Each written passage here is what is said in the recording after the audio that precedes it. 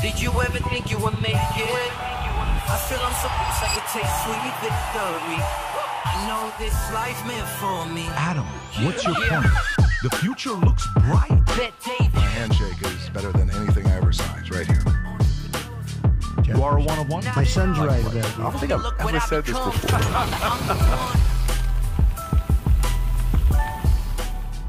Okay, guys, so we're going to make a massive announcement here today, momentarily. We got Sean Hannity, just landed on the helicopter, but he landed on the other side, so we sent the driver to bring him over here. So he'll be here momentarily. When he does, you'll see him walking in, and the timing's kind of weird with everything that's going on, and who knows if he can speak it. God bless you. Wow, that was good. Who knows? Hot. Sabrakov. You know, if you're Armenian, you know.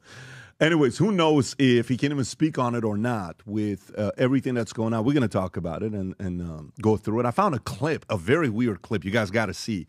I'll show you. It has to do with probably the guy that hates Trump the most in America that had some inside scoop on Epstein that nobody else. I mean, if this guy could say anything bad about him, he would, Rob. I think you saw the clip. I don't want you to pull it up yet. We'll get to it here in a minute. But we got a lot of stories to go through, announcements about speakers at the vault, so hang tight. I'll get into it, but let's go through some of the stories here. All right. Wall Street Journal gets sued by Trump, $10 billion, after releasing the letter that apparently the president wrote to Epstein. I think it was for his 50th or something like that, and birthday, it was doodling and all these other things, which there's a bunch of controversy behind it. No, he doesn't. Yes, he does. You know, what's the big deal? Leave it alone. So we'll have some time to go through that. And he said he can't wait to see, you know, Rupert Murdoch's face after just a few months ago talking very nicely about Rupert Murdoch, which will show the clip. And again, today's guest got a good relationship with both of them. Works for Murdoch, but has got a good relationship with Trump as a friend for many, many decades, which we'll get into. Hunter Biden does a podcast with Channel 5 guy, which ends up becoming gangbusters all over the place. He drops the F-bomb, I think, 15 times in the span of a minute and 10 seconds. New record. He announces that he wants to run for president. Guys, you may have Hunter Biden as your president in 2020. Hello, partying. You know, White House is going to be like, you know, President Trump's trying to do a, you know, UFC fight at the White House under Hunter Biden shit after hours. You know, you're going out the nightclub like, everyone's outside. Yeah. You don't have to go to the nightclub. You just walk down to the blue room where they got the cocaine. Very different kind of a. But if they find cocaine in the White House, it's not going to be his. Yeah, he said the cocaine is from the previous administration. Oh yeah, because they're all no. Yeah, because it's going to stay that this many cocaine years. is for the people. Yeah, exactly. Yeah, for sure. I mean, that would be an entertaining, you know, administration if it ever ends up happening. Donald Trump signs major crypto legislation, Genius Act, into law. Trump calls for the release of Epstein's grand jury testimony. Trump sues Walter. I all told you that.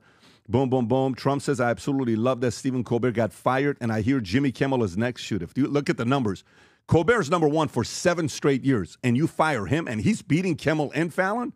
Who the hell is next?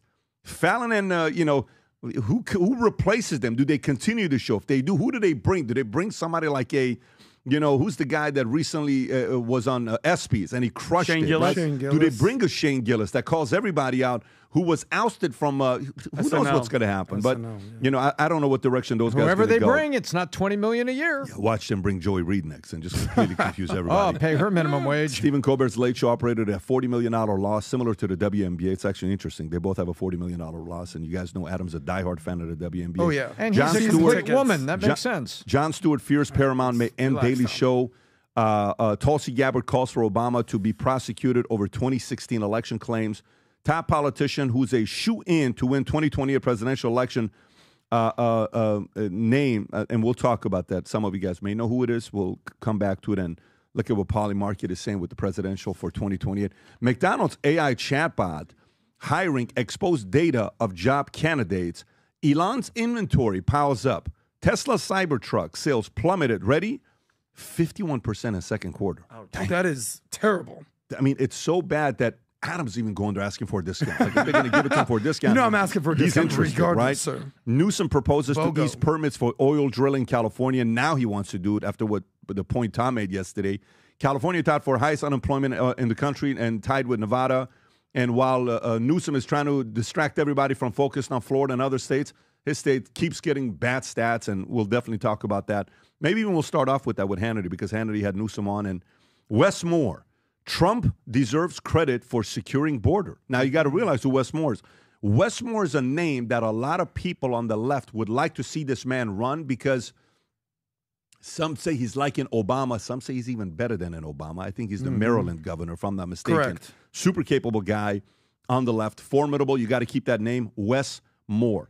How YouTube won the battle for TV viewers. Piers Morgan accuses Joy Reid of playing race card in heated exchange over MSNBC firing. And guess who shows up out of nowhere? Guy comes up. Michael Knowles. Handsome, good-looking guy. Yeah. And they kind of go back and forth, and it wasn't pretty for Joy Reid, okay? But knowing the way the media works, they may just hire her. She may get a job here soon somewhere. And then Israeli military investigates report of harm to civilians after hundreds killed near Gaza aid sites.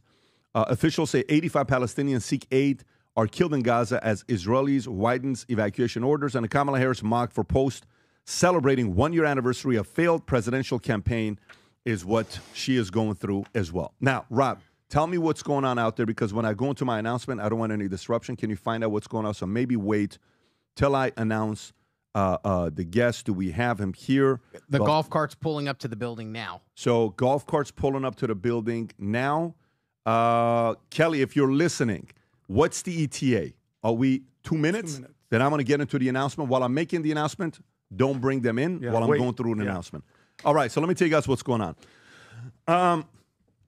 The Vol Conference, September 8th through the 11th. Nearly 12,000 people will be coming this year, but we have 3 guest speakers that I'll be announcing here to you, and it's going to be massive. And they're all intentionally invited for different reasons. Rob, I don't want you to play the video until I make the announcement for the guest, and then we can play the clip afterwards. But this was all intentional, and there's going to be a handful of massive announcements being made at the Vault Conference. If you're somebody that's running a business owner, the great thing about the Vault is you'll be having a conversation with somebody at the event, and you just run into them at the store, and they're an aspiring entrepreneur. Then you go to talk to somebody else that they're an executive of a Fortune 500 company. Then you go talk to somebody else who just exited their company and sold it for $700 million. Then you go talk to somebody else that's still with a big private equity company that's trying to deploy hundreds of millions of dollars. Then you go talk to somebody else from Goldman Sachs that's a money manager. The types of people. Then you go talk to somebody else that's a podcaster, YouTuber, that you recognize their faces. The types of people that show up to the Vault makes it a reason why this is becoming a number one business conference in America, that you go to actually get strategies that you leave, you implement, you can win in life, business, all of it combined together. So the 3 speakers that we have are the following. Number 1 speaker. For me, you guys know I'm a big fan of the movie Air, and you guys know I'm a big fan of anybody that's a strong negotiator that's done some of the biggest deals ever.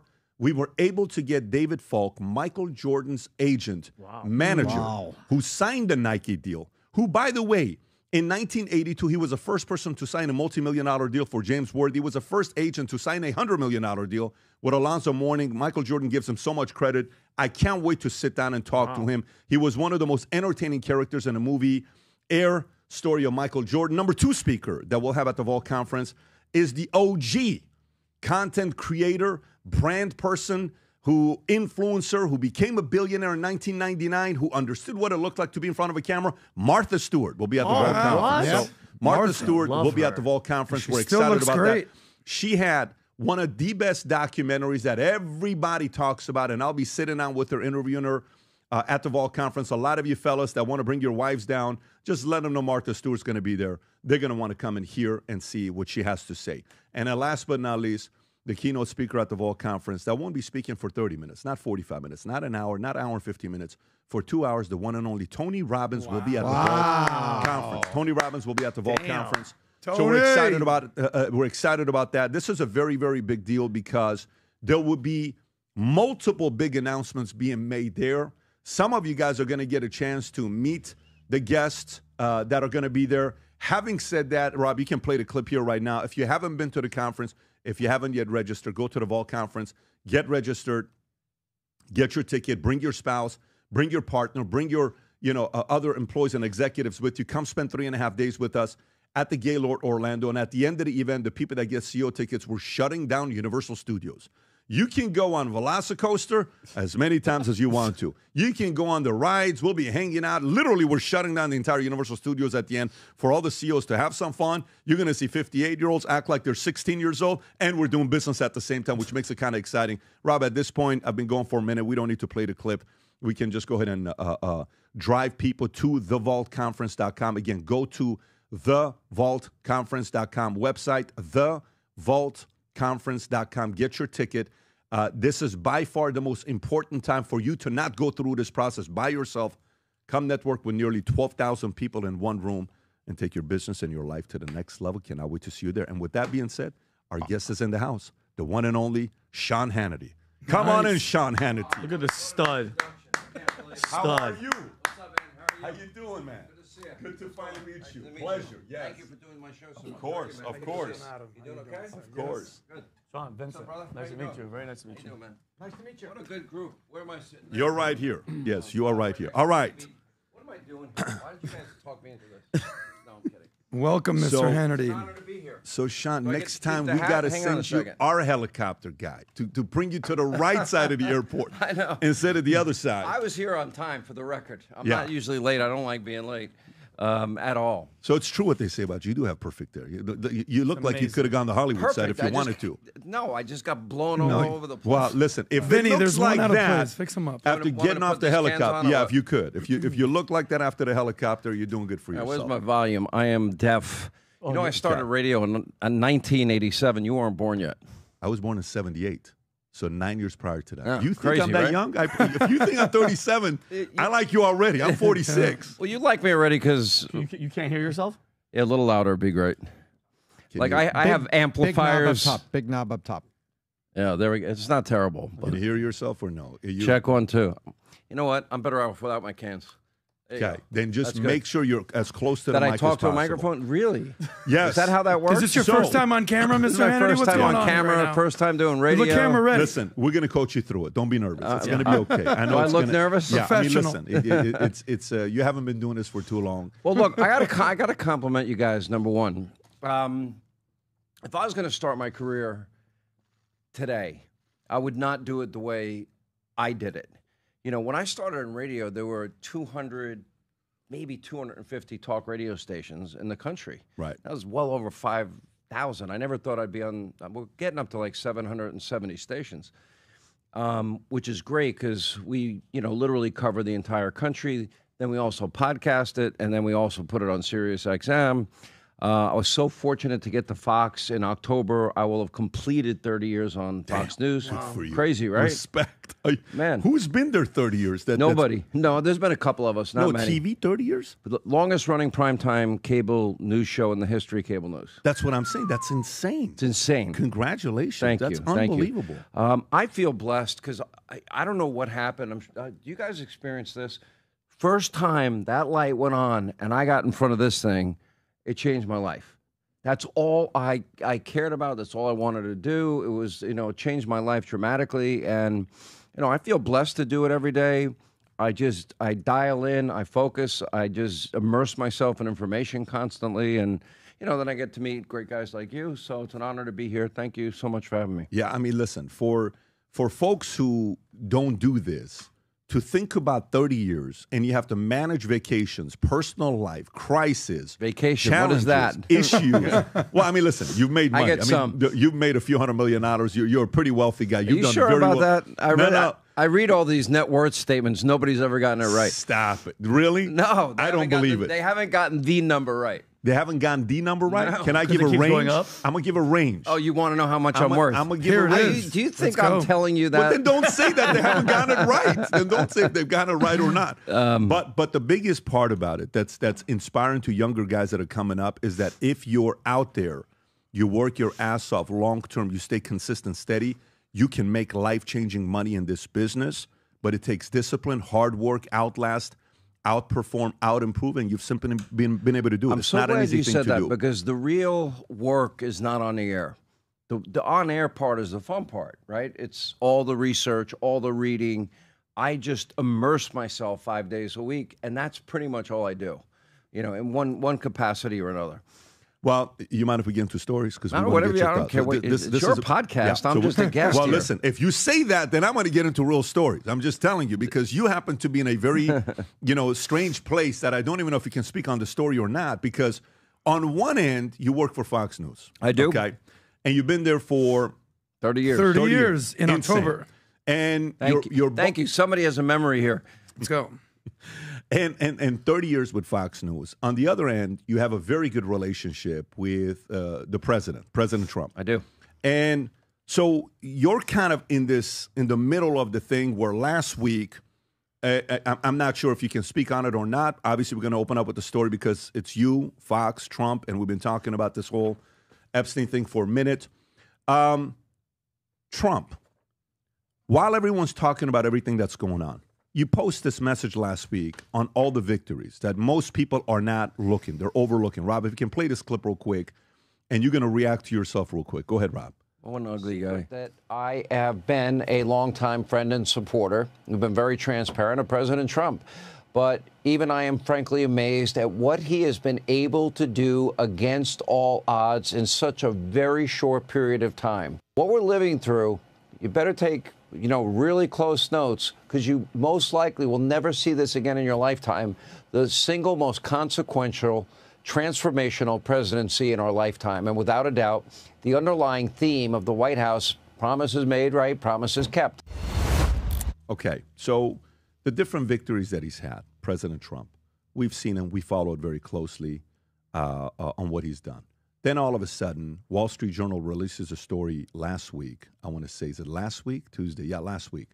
About a letter that the president got or wrote to Epstein at his 50th birthday party, I believe. And Rob, if you tell me what letter this page is on, Trump says, okay, I'm going to cause a release. Okay, I'm saying Trump. Okay, so is that page 5? Trump sues Wall Street Journal, Rupert Murdoch, over the Epstein letter. Okay, and as you go through the letter, most people are saying this is not true. Most people are saying this is not a real story. Most people are saying he's not doing this. He's not doodling. Well, he does doodle. No, he doesn't doodle. My father would never write this. Everyone's going back and forth because this Epstein thing became, in my opinion, I've said it on Jesse, I've said it on many different places, it was a fumble. I don't think it was handled properly. Promises were made. Promises were not kept when it comes down to this specific topic. And it irated a lot of different people. And he's over the years said a lot of bad things about Epstein on camera. He said, here's a guy that, did he kill himself? Did he not kill himself? Did this happen? Did that not happen? Who knows what happened? We got to get to the bottom of it. And you're in the middle. How do you manage for you? You go to work. Your friend is Trump, President Trump, for many years, and your boss is Rupert Murdoch. They used to be good. Now he is suing your boss for $10 billion. How do you manage that? It's easy. I just always tell the truth. It's not really that complicated. I have been blessed to work for a company that lets me be me. And honestly, that is rare in broadcasting. You're independent. You make your own decisions, right? But for the most part, I make my own decisions. I don't have these handcuffs on that maybe some other people at other networks do. What I do for a living is I am a member of the press, right? I can produce thousands of hours of straight news coverage, radio and TV, over my career. I can produce thousands of hours of investigative reporting. I can produce thousands of hours of opinion, but I'm upfront, I'm honest, I am a conservative. I don't hide the fact that I support Donald Trump. I can produce thousands of hours, radio and TV, of topics on culture and sports and anything else that's going on in the world. So I just find it interesting. Whenever people, I find for myself, when people start getting really loud and emotional and rushing to judgment, I have this reaction. I pull back. You know, one of the things, my first thought is, on the Epstein files, is if there was something so damning in there about Donald Trump and the weaponized Department of Justice of Joe Biden had it, does anyone here doubt they would have released it? Just once, Sean, if they're all on it too. If Bill Clinton and all that group is in there, they're like, we really want to, but we can't because we're in with him. They could have selectively leaked, though. I mean, they're more sophisticated than that. True, but then right? the investigation opens up, Sean. But I see where you're coming from, but That's what it felt like to I'm just like you. I love the president. I love what he's doing. Pat mentioned that he stumbled. But that's the one thing that hit me in my head where I'm like, maybe, I'm not saying he's definitely on it, but I mean, he knew the guy. Maybe they're all on it. They're all on it as well. Okay, so add one more piece to the puzzle, right? Because to me, it's a puzzle, people trying to put it together. 20 plus years ago, he threw his ass out of Mar-a-Lago. Right. Okay, now, if you got something on somebody, you're going to throw him out of your club in a spectacular fashion and embarrass the hell out of the guy and not expect that that guy's going to come back at you with information if he had it. I don't know. That's hard for me to believe. Let me backtrack a hair and how my brain works and the way I approach things. You want the long version or the short one? What I want to know is if there's anyone qualified. I have a long version. No, give me. You 30 years you've been in this business. Yeah. You're in New York. You come to Florida a lot. No, I live in Florida. I'm done. I'm out of New York. I saw that. May when you made that announcement. Yeah, freaking. You're welcome. We did the same thing. We left California. We lived in Dallas 5 years now. We've been here 4 years. We love it. But the entire your understanding of what's happened with Epstein. You've been in this 30 years. 30 years is a long time ago where stories, 90s, 95, coming in. You're hearing stuff about this guy. What is your impression? Is this a bad guy?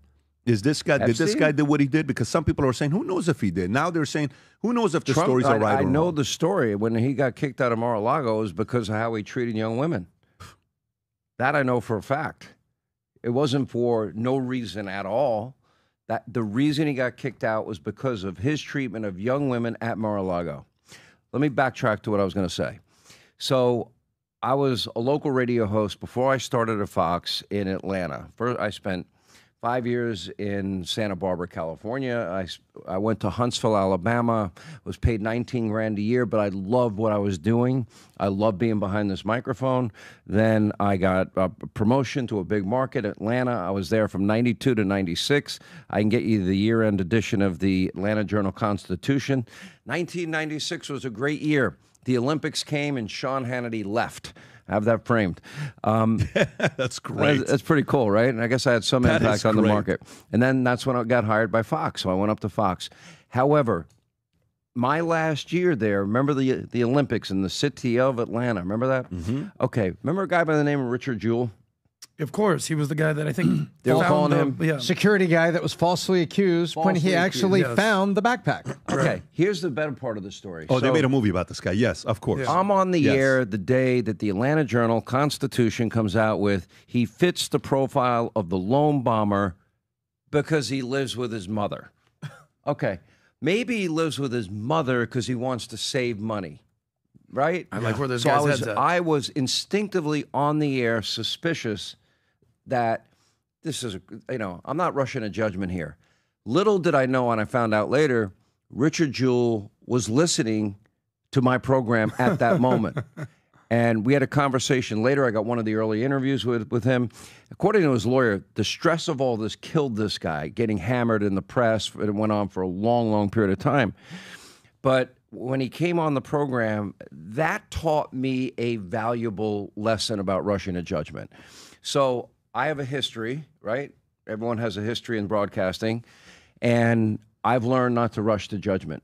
And I like to watch stories develop. That's why I said when people start going in and, racing out there and they're trying to outdo each other and they want to be first and they got their theory, and I kind of feel a little bit like this on the Epstein story. But if you go through my list of issues I got right over the years and everyone else in the corrupt legacy state-run media mob got wrong, I was right about Duke Lacrosse. I went to meet with those families. I talked to them. I knew exculpatory evidence was coming out.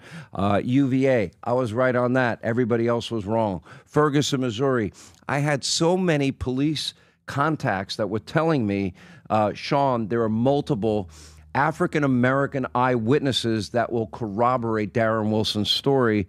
I got that right. Everybody else went with hands up, don't shoot, which is a crock of bullshit.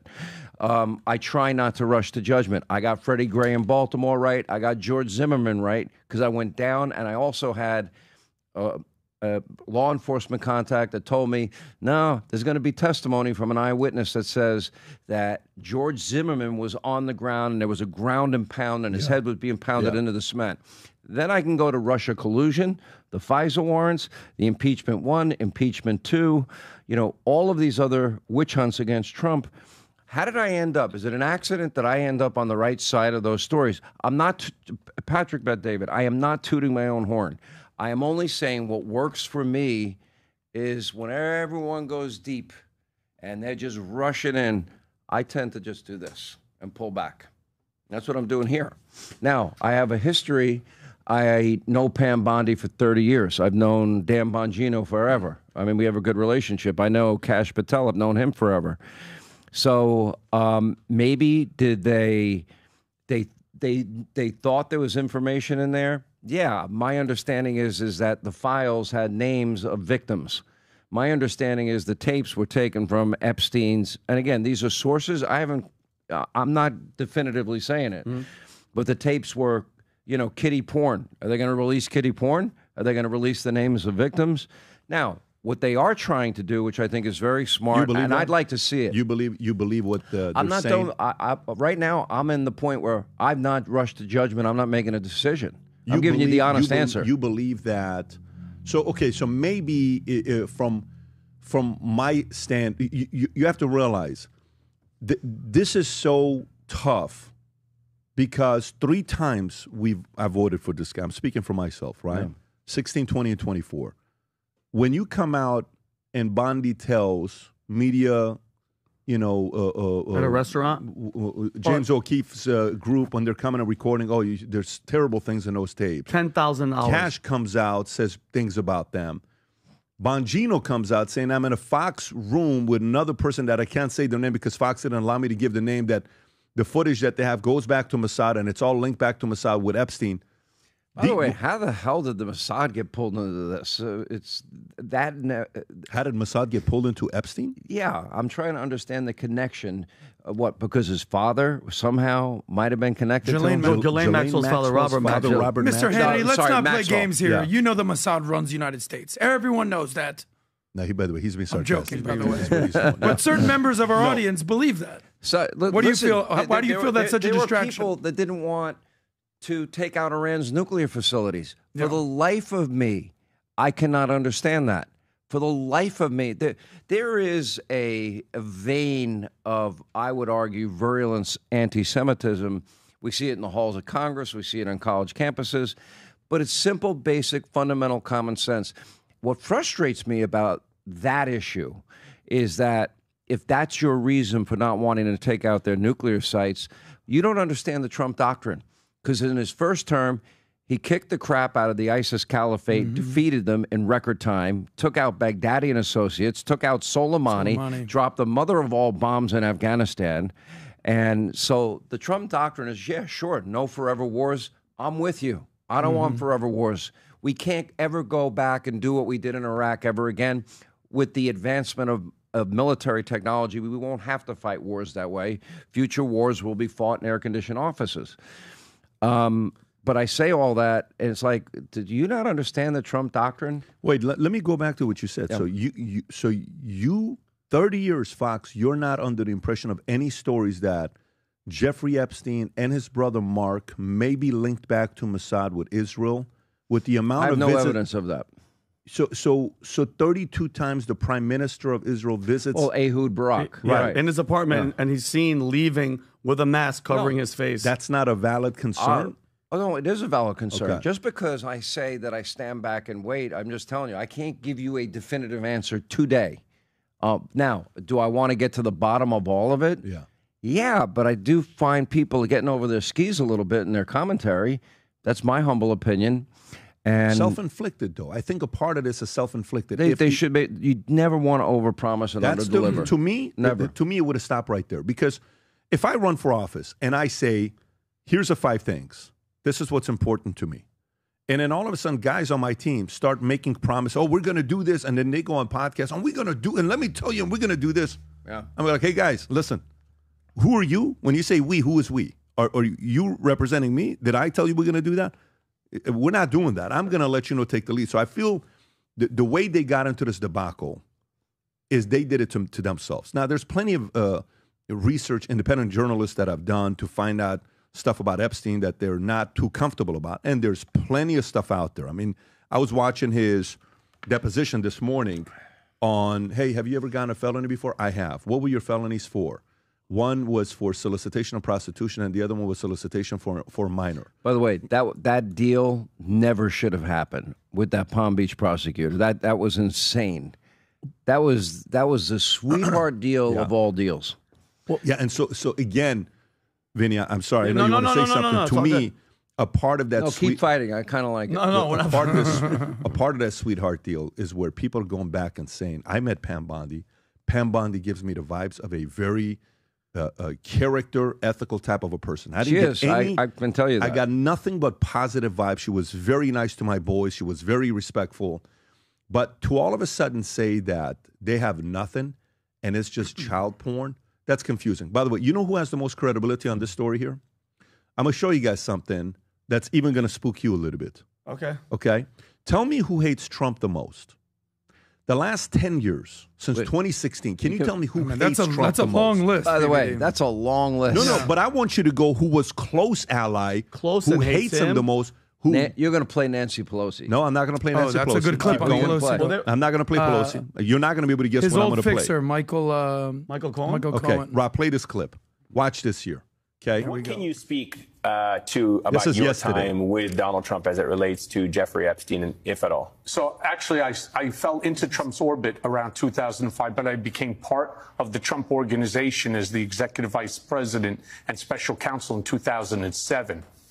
From the time that I started to the time that I finished in 2018, I actually never heard him mention Jeffrey Epstein at all. I never saw Jeffrey Epstein in the office when I was one of the 10,000 hours in Trump's office doing work with him. I never heard Jeffrey Epstein on the phone or even call into the office. There was no relationship from the time that I started at the org to the time that I left. And so how do you then, when you kind of look at what is transpiring now and the way he's handling it, what do you make of the way he's handling it, the reason why this scandal, if you will, this controversy, this individual has captivated so much attention and raised a lot of serious, legitimate questions? Sure, because that's what they campaigned on. That's what he sold to his MAGA base. He was going to release the Epstein files. He was going to release the Martin Luther King files. He was going to release the John F. Kennedy files. He chose not to. It's a mistake. He should have just released the full file, because by not doing that, all it does is create these conspiracy theories. Oh, he must be guilty of something. See, this is the part. Michael Cohen, Vinny, like, you tell me why Michael Cohen, who on any chance he's gotten to lie to destroy him, he's done it.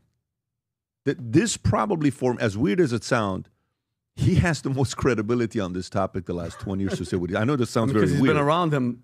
He has zero credibility. But you know what I mean on credibility with this? But I understand what you're saying. He would be the last person you would He expect. would be the last person to defend. Of course. This is an easy slam dunk for you to say, well, you know, there was that one time I was sitting next door and he picked up a call and he made some jokes about underage and I felt very uncomfortable. Yeah. And I asked him, who were you talking to? Said, my boy Jeffrey. And I had to walk it because that was the one thing that drew. Yeah. Even Bill Gates' wife said, Melinda, hey, what made me most uncomfortable with Bill Gates was who? Was a relationship with Jeffrey Epstein. So you mean to tell me this guy who hates Trump that much is going to defend him? It's a little weird. But my question is this, though, guys. So it's undeniable what he was doing. He was recording. It was a blackmail operation. He being Epstein. Yeah. When Alex Acosta, Sean said, you know, he worked for intelligence. Could have been Mossad. Could have been ours, could have been a group of people. Our thing is, Pam Bondi, Bongino, Patel, that they were screaming from the rooftops. This is what, if I'm in and I'm leading up to their assignments, then once they're in, Sean, we feel like somebody told them, hey, shut up. Just like when he was arrested in Florida with that sweetheart deal you were talking about, Alex Acosta, whoever was in charge, you gave him a 12-hour, all he had to do was be there for 12 hours. So he slept at the prison. The door was open. He only had to sleep there one night. Who gives a convicted pedophile that type of access? But then when you go back, why is Epstein visiting the White House 17 times? And then Mark Middleton, Sean, who was his close aide and advisor, that guy signs him on 7 times. And then that guy suicides himself hanging from a tree with an extension cord, shotgun to the chest, no shotgun found. It's just all this stuff. All we want, Sean, as the supporters, and I get it. Trump's not on it. Put that aside. But the people that were on those tapes, Sean, those terabytes of information, we want I know the real MAGA. We want accountability for those pieces of those demons who destroyed these kids' lives, Sean. Who these kids, by the way, I say this too. I talked to Tom about this the other day. What do you think they did with some of these girls or underage boys that were with these high-profile guys that saw their faces? You think they just let them go back into society? No, they're gone forever. We've lost 300,000 kids at our border. Thank God Trump said that they found, 10,000? What about the 290,000 that are gone? Gone, and nobody cares about them. So we have to keep talking about it. I don't think Trump's implicated, but come on. Well, I don't want to see any child porn. But you guys are seeing it, the FBI. Arrest those people. Arrest them. You see them. Why do you have cameras in every room? Whistleblower said every room, Sean. Everywhere you went, you were on camera. Who was he recording it for? And where's the footage? I had one source tell me. Take it for what it's worth. I'm trying to piece this together as you are. That there were none of those tapes existed. Those tapes you just referred to. Now, as it relates to Acosta and his comment about the intelligence community, what intelligence community? We need more details. So to me, I have more questions than answers. I want the answers like you do. I don't think there's anything more repugnant. Bible even says as much than to harm a child. Matthew 8, chapter 8, verse 6. Bingo. Wow, I'm impressed. Yeah, I learned from this guy over here. There's nothing more offensive to me, and I don't think anything more offensive to God if you believe in the Bible as I do. And I want the answers to the questions. Now, I'm just maybe a little bit more willing to give it more time. I want more information. I want it all revealed. Now, let's see, for example, Pam Bondi's trying to get the grand jury testimony. Dershowitz, who's a friend of mine, and man, he got caught up in this for a while, and he was so adamant he was going to sue everybody. He's like, and Dershowitz, his entire career has represented controversial figures like O.J., and in the case of Epstein, I also know David Schoen. He was friends with Epstein in the final years of his life. I interviewed him, asked what he knew about it, and I want the answers like everybody else does. Did you hear what Dershowitz had to say? I did hear what he said. Dershowitz wrote an article, I think it was in the Wall Street Journal. He talked about the grand jury testimony being where the mother lode would probably be. Yeah, I mean, whether you believe Dershowitz or not, that's on you, but I'll just sort of boil down his main 3 points. And, we live in a rush to judgment, trial by media, trial by social media society. So respect for you for waiting until actual evidence comes out versus rushing for judgment. Here's what Dershowitz had to say. Number one, there was no client list. The list that you speak of was the victims list. People hear list. By the way, they freak out. I have 4 sources, not 1, not 2, not 3. Not 4, not 5. We're winning championships that here. say the same thing. That's why I said everybody rushes in with their commentary, and I'm like, of course, I'm going to wait. He also said 2 other things. Number one, the tapes you speak of were public tapes. Yeah. Like we have videotapes here, all in valuetainment, everywhere you go. There's cameras all over here, but there's not cameras necessarily in PBD's office or in PBD's bathroom. I don't know. This is what Dershowitz has to say. I don't know. 6 cameras in the bathroom. Yeah. Number 3, and this is the one that's going to freak people out, that there was actually no actual ties to intelligence agencies, whether it's Mossad, whether it's CIA. I don't know. This was his attorney. He understands the law. I would love to hear my point. Yes. It's like these are all unanswered questions. Now, if there is a valid criticism, like I do believe they had a pile of an Epstein file. I don't think they went through it. They just said they had it, and probably that created a lot of hope for people, and then that has now evolved into suspicion. Don't you think that this was Pam Bondi's job that she completely butchered? Hear me out. Yeah. I think Kash Patel is an honest guy. I think Dan Bongino has the highest credibility. Yeah. I actually believe Trump on this one. I don't think J.D. Vance has any clue what's going on in this. He wasn't around during any of this. Pam Bondi, she was a little-known, attorney general in Florida, whatever she was? Right after the Epstein thing in Florida, yeah. I'm saying on the national scale. She kicked ass in Florida. Yeah. Yes. I live in Florida. I've heard her name a bunch. Yeah. On a national level, nobody heard of Pam Bondi. All of a sudden, she's catapulted to Attorney General of the United States, and she's an attractive woman. Hear me out. She sees herself on TV, national news, for the first time of her life. I don't think You're telling me that a star doesn't look at the, oh my God. You know who believes me? Megyn Kelly, because she's exactly what she said. Your old friend Megyn Kelly. Is Megyn Kelly wrong? No, I'm not going to sit here and say anyone's right or wrong. I'm just saying I haven't come to my conclusion. I respect everyone's opinion.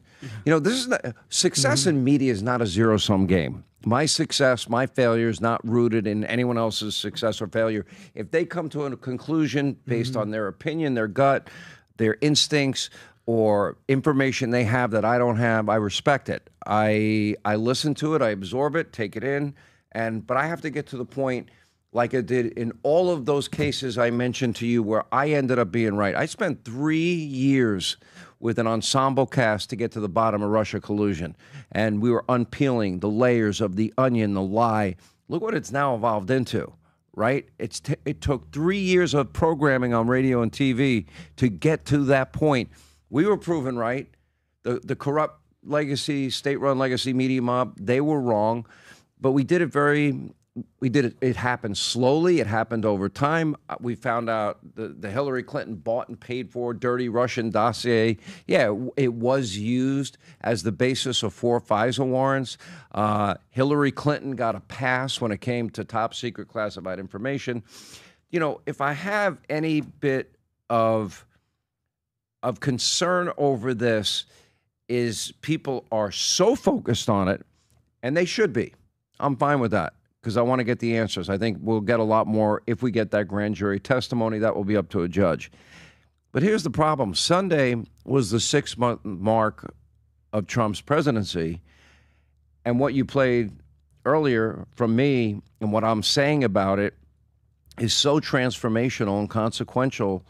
And he's taken on every big, major issue in a way that no president that I can think of in 100 years is fundamentally shifting the country, I would argue, back to constitutional order and limited government, greater freedom. All of that's lost. So I'll give you one thing to be thinking about. You're a sports guy. Love sports. You love throwing the football at the end of your show, and you know So who was the team that almost had a perfect season, and at the end of it, they lost because of a couple turnovers that they made, devastating. They could have gone undefeated the entire year, would have been known as the greatest season any NFL team ever had. The Patriots, against right? the Giants, baby. Right, against your Giants, right? Yeah. So what's the point? This is all I'm saying. All I'm saying is when you have a vision that big and you're working your ass off the way that you are, and you're trying to juggle all these different projects at the same time, you have to talk to your leadership team. No more turnovers moving forward. Not at this level. This could have been prevented. This was a massive fumble that could have been prevented by the team. Because to Trump's credit, when Trump did that interview with Rachel Campos Duffy, and she asked, and she goes like this, so, Mr. President, you know which scene I'm talking about? She's like this, right? And she says, so are you going to release the John F. Kennedy? Yes. Are you going to release the Martin? Yes. 9/11, yes.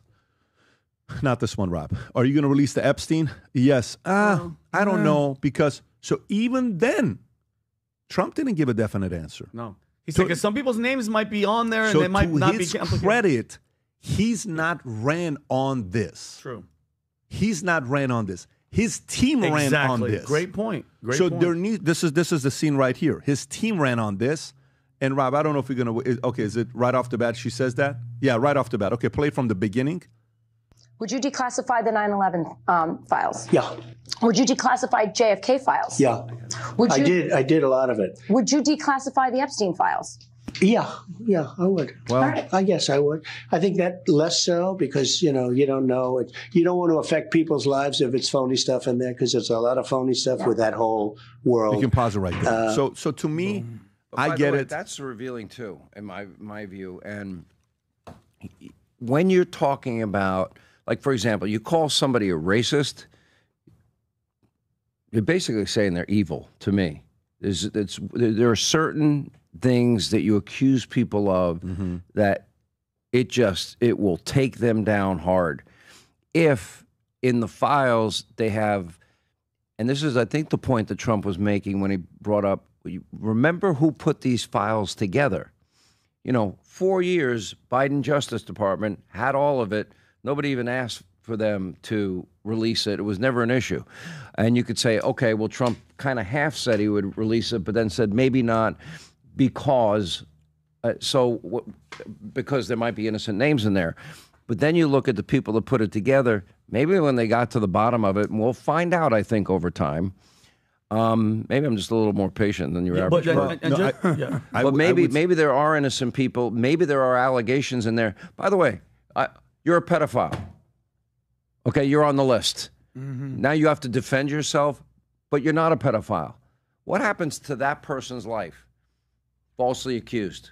I've seen that a lot in my life, too. Many times, to a lot of guys. When I met with those kids from Duke Lacrosse, I actually drove out to their house, and this is why I ended up being right, and everybody else was wrong. There were nearly 100 professors at Duke jumped on the bandwagon. They wanted these kids taken down.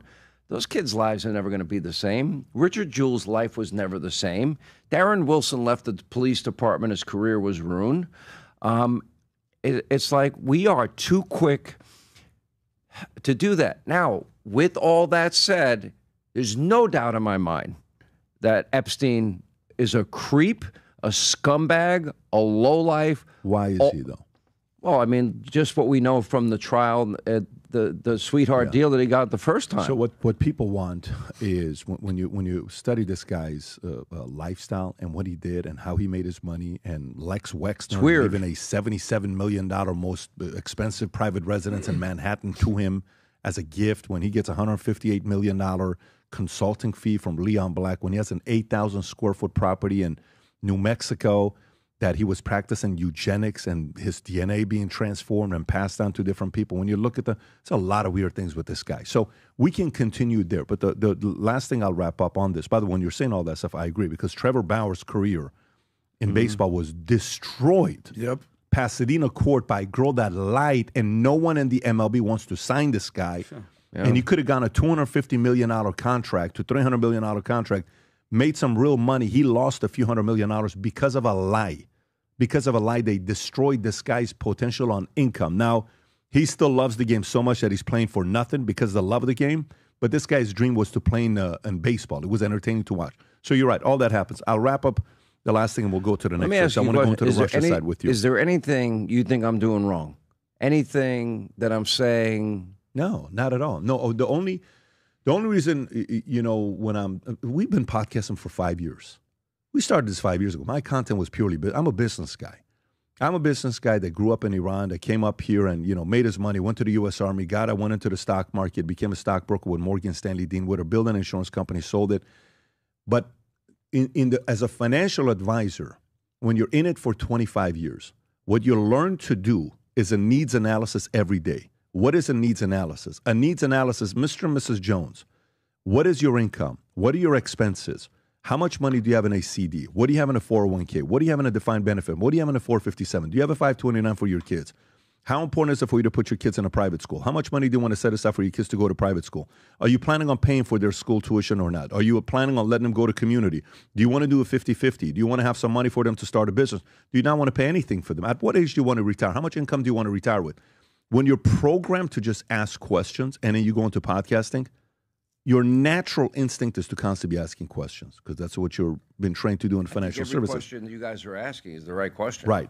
And I think we need answers. And so to me, to think when you're saying about Mossad and CIA, guys, the movie Argo came out 30 years after because CIA has a certain number of 30 years to not release. And, a KGB guy comes out and he writes a book on what the KGB really did with the papers and who they controlled and who they planted different places. For us to assume that we're going to know right off the bat, we're being a little bit naive to think that we're going to know everything about what it is. Yeah, because I was just going to say, I want to make one correction because we were talking about the Bible. It's Matthew 8, chapter 18, verse 6. I said 8 and 6, number 1. But guys, if they are intelligence, think about Mossad, what they did with the pagers and our CIA. They're very good, all of them, Sean, at making everybody guess and ask these questions. That's their job. But when we say rushing to judgment, Epstein was a pedophile convicted pervert since when? It's 25 years later. Why is Ghislaine Maxwell in jail? there's no for trafficking young women. Where are the victims? I don't believe that there's a list, like there's a name, Bill Clinton, or all these names. No, it's what is she in jail for trafficking, Adam? They're saying that he didn't do anything. All this stuff is all bullshit. Why is she in jail? Nobody's saying that he didn't do anything. Well, why is she in jail for 20 years if there's Why don't you pull up what she was charged with and convicted of? But this doesn't have to be a mystery. Where's the one client? Fine. What is Ghislaine Maxwell in prison for? And then, ready for this? Where's the customer? That's like arresting Sean for being a freaking drug kingpin, and none of his clients are behind jail. Don't bring Sean Hannity. Sean sells weight. Well, he sells cocaine. Sean sells cocaine, but you see how easy it is to make allegations. No, but now he has to defend himself. I have to defend myself. Now Sean Hannity has to defend himself. That's your BS allegations. I want to move on to the next part. We've already talked about what Ghislaine Maxwell. But can I ask one more question before we go? Sure. I mean, do we all kind of agree? Yes. That what? That at the end of the day, they're unanswered questions. Maybe I'm just a little bit more willing to let this play out. Well, you're the very few that actually has patience and maybe not rush to judgment. But you know what taught me that? Because most people have already made up their mind. I'm telling you what taught me that. When I talked to Richard Jewell, got one of the first interviews with him, he comes on and he says, "You were the only one in the media that gave me the benefit of the doubt." That changed my life forever. And I learned, you know what? It's pretty powerful what I'm doing in the sense that it can impact people's lives. That lesson has served me well. That long list I gave, it wasn't to brag or to be, it wasn't, I promise you it wasn't. It was just to explain my methods, the way I approach things. I'm listening to Mr. Financial Advisor over here, and I'm like, holy shit, he's a genius. I'm like, all right, I got 15 questions now about my financial future. Yeah, but I appreciate what you're saying. However, I want to follow up on this. Okay, so you've been at Fox 30. Okay, O'Reilly was there 20. I don't know how long he was there. Well, let's just say give or take 20, right? Tucker was there for a number. Megyn Kelly was there for a number of years. From the outside watching now, Bill O'Reilly does a lot of stuff with News Nation, Cuomo. You know, we've had him on. He's on my radio show once a week. I actually love hearing what he has to say because, again, he's another one of these OGs. When he talks, I'm kind of trying to hear to say what's he saying because he sometimes takes a different angle than everybody else.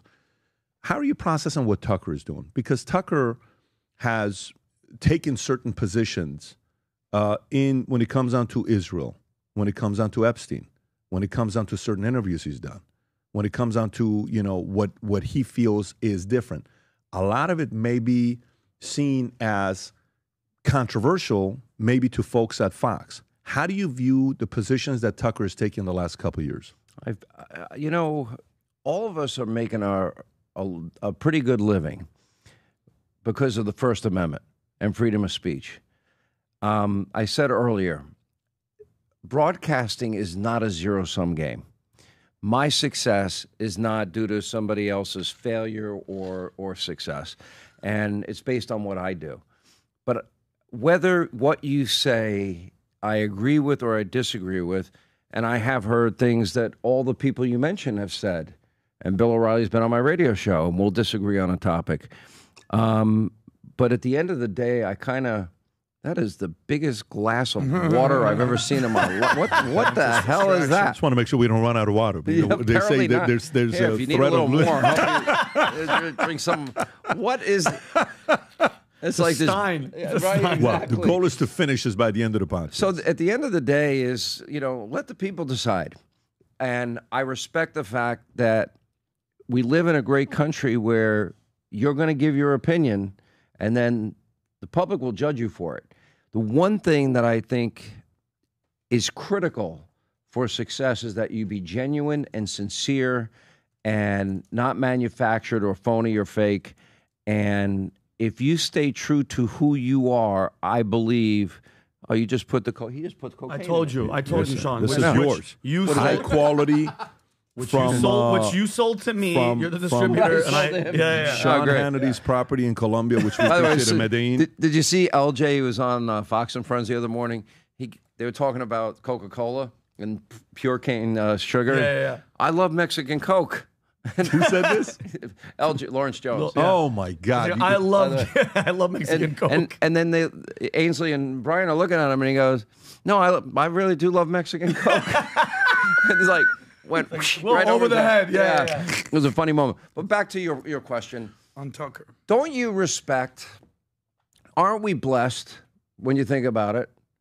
We live in a country where you can have any opinion. I do. And, so and then you build an audience based on whether or not enough people want to hear what you have to say. But some of the positions Tucker's taken would be a different I disagree with him. Okay, so for example, he interviewed some historian and making it, and this has kind of gone a little viral.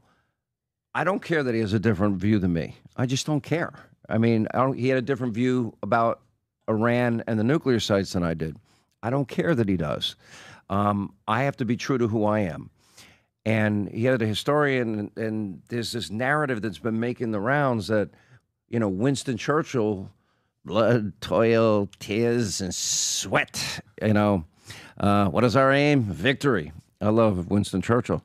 That somehow, well, it's not the best thing that we won World War II. Now, my father spent 4 years in the Pacific, by the way, and wasn't the best life, and he grew up very, very poor. But to me, Winston Churchill was one of the most heroic people in our time. It's just a disagreement. You want to have a different opinion, fine. But the argument is, well, Western civilization has not thrived since then, and that Europe has declined since then. My answer to that would be Ronald Reagan, who said, you know, freedom is only one generation away from extinction. And so, yeah, Winston Churchill was the hero of World War II to me, and I would argue with the historian guest that he had. But guess what, Patrick, David, you know what? You live in a free country. Express your views. If that's what you think, express it. What do you think about what Tucker is doing these days? This might be a controversial opinion on Tucker, but to me, he's sort of masquerading and cosplaying as a populist when he's almost like the elite. He's sort of basically saying, I'm anti-establishment. There's, you know, we say one of one. He's one of one. Tom Brady's one of one. Michael Jordan's one of one. Tucker's also one of one because he's the only person, you've been at Fox News 30 years, that's had his own main show on cable, Fox, CNN, and MSNBC. So it's almost like he's syndicating his views all over mainstream, but being like, oh, shucks, I'm just a little old huckleberry here in khakis and a bow tie, chewing my dip. I don't know nothing about nothing. It's like, you know the establishment better than anybody, Tucker. And now you're like, oh, I'm anti-establishment. I'm being counterculture. What are your thoughts on that? You know, first of all, I'm not following it that closely. I'm too wrapped up in my own world, my own opinions, my own shows. My answer to you is I've never had a problem with any of the people that you mentioned. And you know, there used to be a time where at Fox there was a lot of tension between hosts. For me, that's just evaporated. I wish everybody the best. If you listen to the people that you mentioned, I've heard every one of them say that they are happier than they've ever been doing what they're doing now. I'm happy doing what I'm doing now. They made their career choices. I made my career choices, and I'm happy with mine. And I honestly, truly, sincerely wish everybody the best. I'm not in this intramural, you know, my life is dependent on what somebody else says. I don't care. Do you speak to Tucker at all or no? Do you guys have a relationship? Occasionally, you know, once I reached out to him when his father died, you know, just to wish him prayers. And we had one little exchange over just a stupid issue. But it was very friendly. We have never had a problem. Colleagues? What's up? Are you guys more friends or colleagues? We're not friends in as much as like I'm friends with Mark Levin. Yeah. Thank me. God bless us. Yeah. That's it. I'm done. So you're not laughing at my imitations. This is not good. I'm bombing on your show. That was actually better than the previous one. The Mark Levin was better than Churchill. I didn't really try my Churchill. Every once in a while, Tom will do a impersonation, and when he does, he gets it good about 1 out of 10 times. Who does? So, Tom over there. He does a good impersonation. I did my best. Who's your best? Bill Clinton, probably. I want to say to all the hot chicks here in the audience that if you want a tour backstage, I'll be glad to give it to you. No, I think you all have misunderstood, and all the prosecution against me. I just have 3 words to defend myself. That's my wife. So that's. I think he got you on that one. Okay, let me get to the next story. Well, he's a drug dealer. He's not a freaking. All right, Vinny, relax, buddy. It's all Get good. to next story. I think I like my Winston Churchill. I like that. That was good. It was the best of the Blood, three. toil, tears, and sweat. Yeah, I like Levin more. I like Mark Levin more. Yeah. You want my real Mark Levin? Yeah, give it to All right, me. here's Mark Levin. Imagine if Kamala Harris won the last election, right? All right. Oh, he This would would be the lose. next episode of Life, Liberty, and Levin. Okay, right? this is an aneurysm coming, right? Pretty much. Yeah, it is. You dumb bastards. You just ruined the country. The Constitution's to shit. I cannot believe how stupid you all are. That's it. I'm done.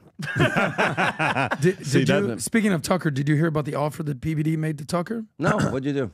This was a few years This ago. was a while back, though. What was the offer? We got like 1 million podcasters underneath this umbrella, yeah, right? no, we made an offer a while back, but that was 3 years. Tom, what was it? 3 years ago or 2 years ago? No, 2 years ago. When did he leave? May 2022. 2 weeks after he left.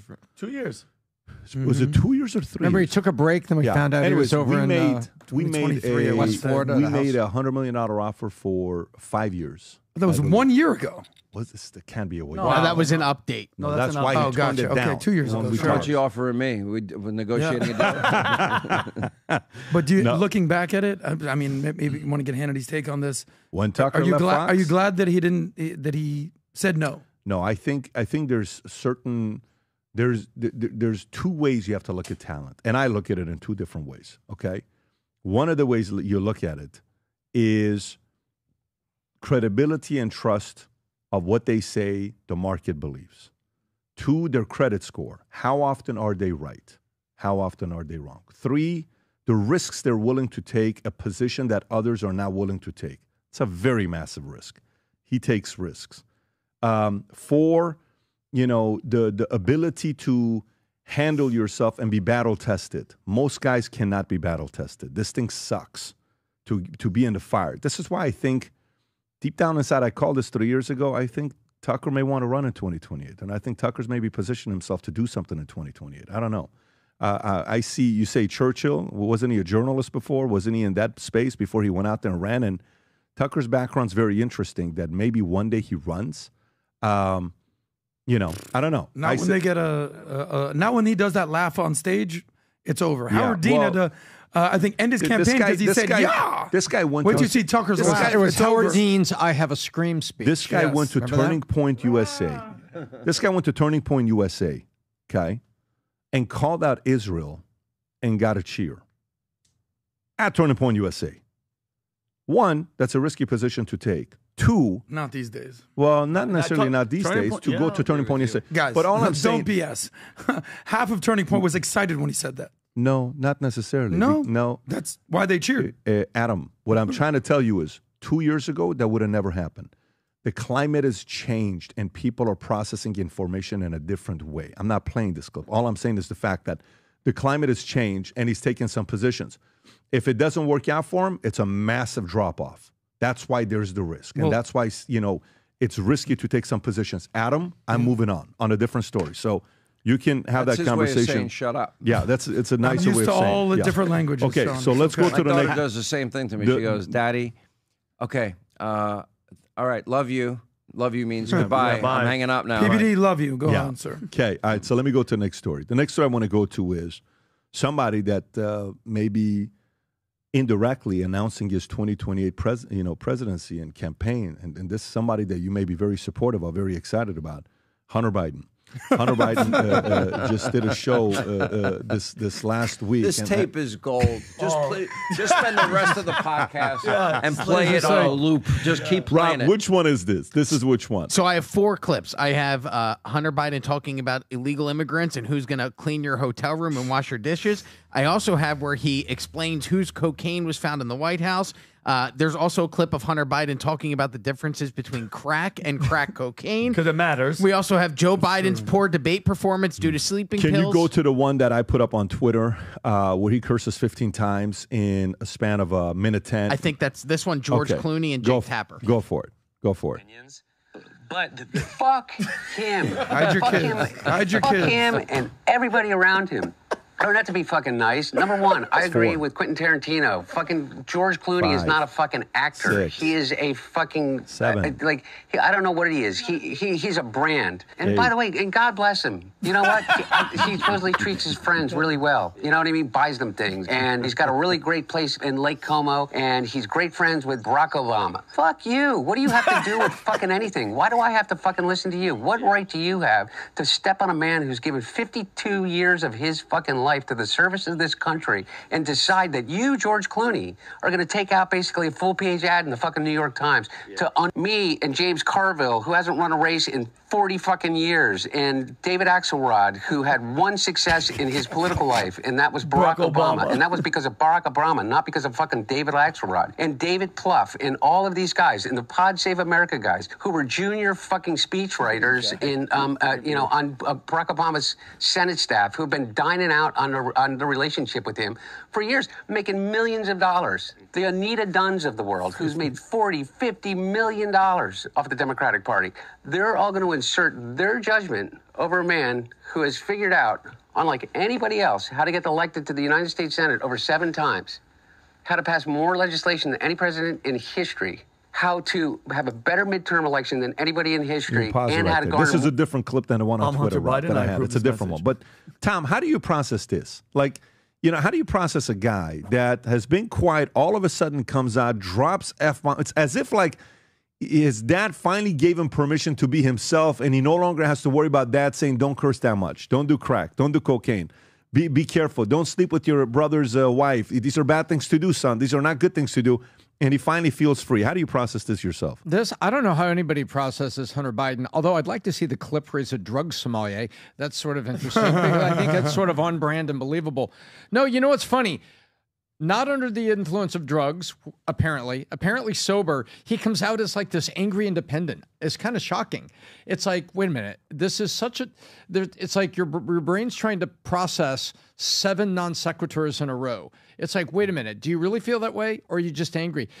He sounds like a sobered up, angry, bitter guy that says, how dare do all these people undermine my dad? Because the whole point gets down to it, to won this many Senate elections, and then I did this and passed this much legislation and got this through the midterm. That's what I see. I see an angry son who manages to sober up, sit down with a podcaster out in the yard, and just kind of cut loose. That's what I see. I wouldn't. By the way, he's saying he's sober. I would pay money and bet a lot lot that he definitely... He doesn't look like he's on drugs. He just looks like he drinks a lot of water with vitamin C. That's exactly. Very healthy. Allegedly sober. But Sean, when I see more sober than we've seen him in other clips. Let's leave it there. Yeah, but you know what I see when I see this, Sean? I see a guy whose daddy pardoned him for crimes going back how long? How many years?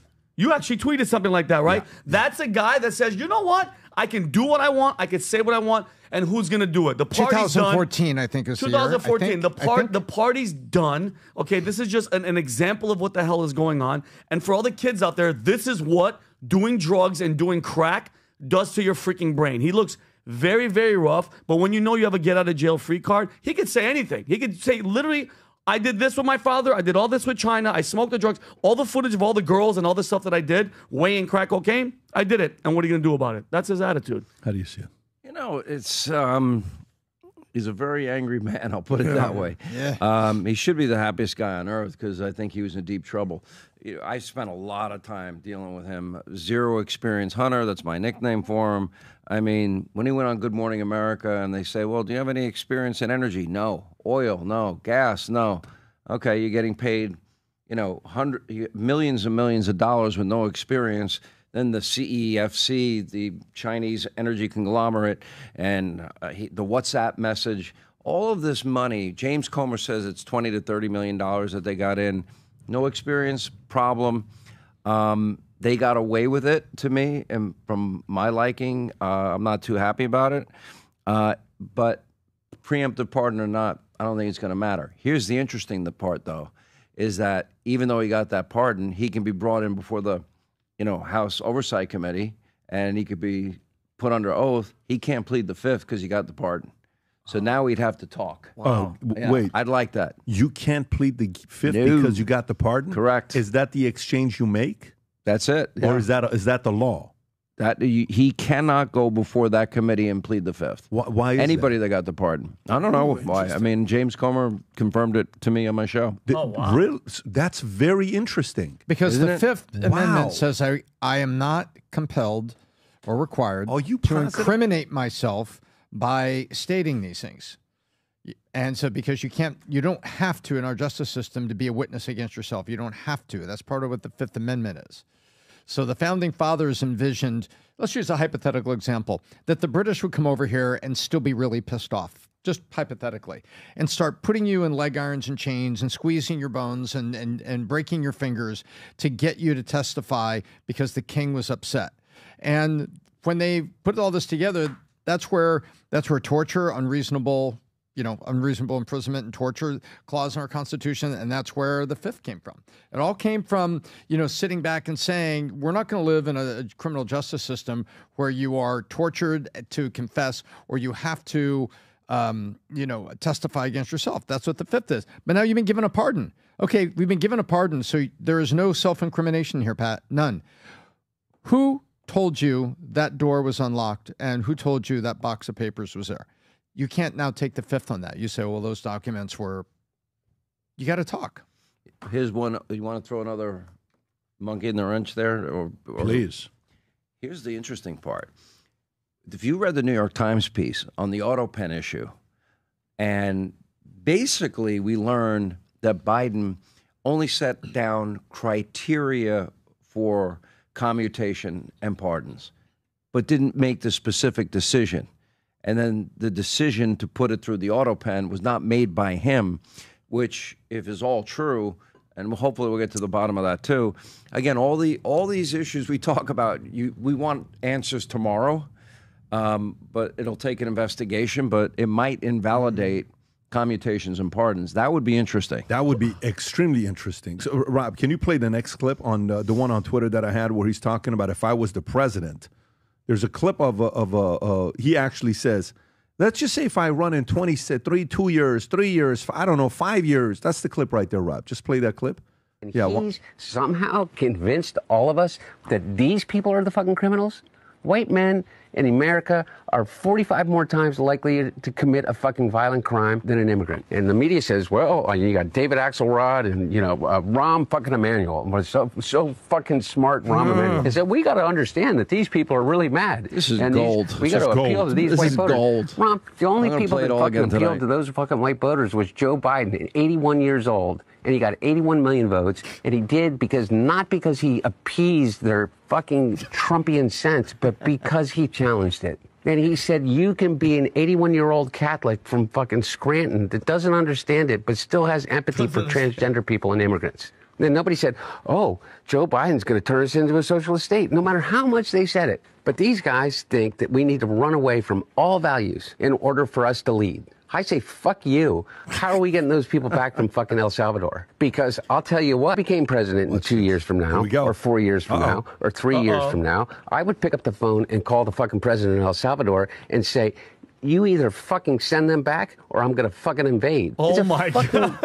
Crime, oh, boy. what they're doing. He's a fucking dictator thug. Bukele or Trump? Wow. Both. Both. Oh my I'm God. gonna Let me tell you invade. something. Let me tell you something about this mother effing guy. This guy effing needs his own effing podcast immediately. Oh. I can't look away. This is a train wreck, wrapped in a mystery, wrapped in a riddle, wrapped in a crackhead. And we're gonna need a little bit more of this, Hannity. What I also am reading from this situation right here is he's clinging and defending his father's legacy. It's very clear here when he says Rahm Emanuel, where it says George Clooney, where he says fucking David Axelrod, this piece of shit. Biden didn't want to leave. And we all think that it's Jill Biden who's basically saying, no, honey, you did great. Don't you think Hunter would have been like, you fucking get in there, Joe Biden, and you fucking keep killing it for this country, and you fucking... Like, he's angry here, clearly. By the way, and they took the rug out of his family. What and about they the put Kamala in bullshit there. over Ambien? Yeah. My father took an Ambien. Now, it just so happens. Before the debate? Yeah, before the debate. I'm about to start this podcast. Before a I'm about to debate. start this podcast. Good night. What are you doing? Is this it, Rob? Yes, sir. This was just pure gold. Go ahead, Rob. It's all I'll gold. tell you what, I know exactly what happened in that debate. He flew around the world, basically, in the mileage that he could have flown around the world 3 times. Yeah. He's 81 years old. He's tired as shit. They give him Ambien to be able to sleep. He gets up on the stage, and he looks like he's a deer in the headlights. And it feeds into every fucking story that anybody wants to tell. And Jake Tapper with literally how many anonymous sources. If this was a conspiracy, Andrew, you know this, somehow the entirety of a White House in which you literally living on top of each other has kept their mouth shut about, you know, like what? And what's conspiracy? Yeah. That Joe Biden got old? Yeah, he got old. He got old before our eyes. And by the way, he's, you know why he's full of it? Do you remember before the debate, there was a 1-week vacation, right, Sean, that Biden was literally laying on the beach. He wasn't taking Ambien. MIA. He was rested. Exactly. He was rested. Bro, I will not sit here and have you slander Hunter Biden. He would never tell a lie in his life. Never. He's the truth. He's a truth teller. Have you ever interviewed Hunter Biden? No, but I offered him last night an hour on TV and 3 hours on radio. I'd give him 10. Of course. You go home. Just let the I could camera- just play that on Did a he loop respond for the to next you? week. Love I think him. it'll Did he rate. respond? You could take the summer off Not and yet. just run clips. Okay. You know, what infuriates me, though, on a serious note about this is the most preventable national security disaster happened because of his father. And he's talking about all these people that do all these work for all these Americans. Okay, for people that do have money. And I spent the early part of my adult life with no money and living paycheck to paycheck. And during that time of my life, I was cutting my own lawn, washing my own dishes, cleaning my own clothes. And I would argue that's what most of the country does. So, you know, this idea that, oh, we're taking away jobs. What the left never does on the issue of immigration, which infuriates me, the most preventable national security disaster ever. We have known terrorists, assassination squads in the country. We got murderers, rapists, other violent criminals, cartel members, gang members. How come they never talk about that on the left? How come they never talk about, you know, Lake and Riley? You don't have a heart, a conscience, or a soul, in my view, if you're at a joint session speech of a president and Democrats can't stand for the family of Lake and Riley or Jocelyn Nungary. I interviewed Jocelyn Nungary's mother. I know Rachel Morin's mother of 5. But you think of all of these people, they never talk about it, ever. 12, 20 million, we don't actually know the real number. All I know is they did it, they lied about it, just like they lied about his cognitive state, like they lied about the economy.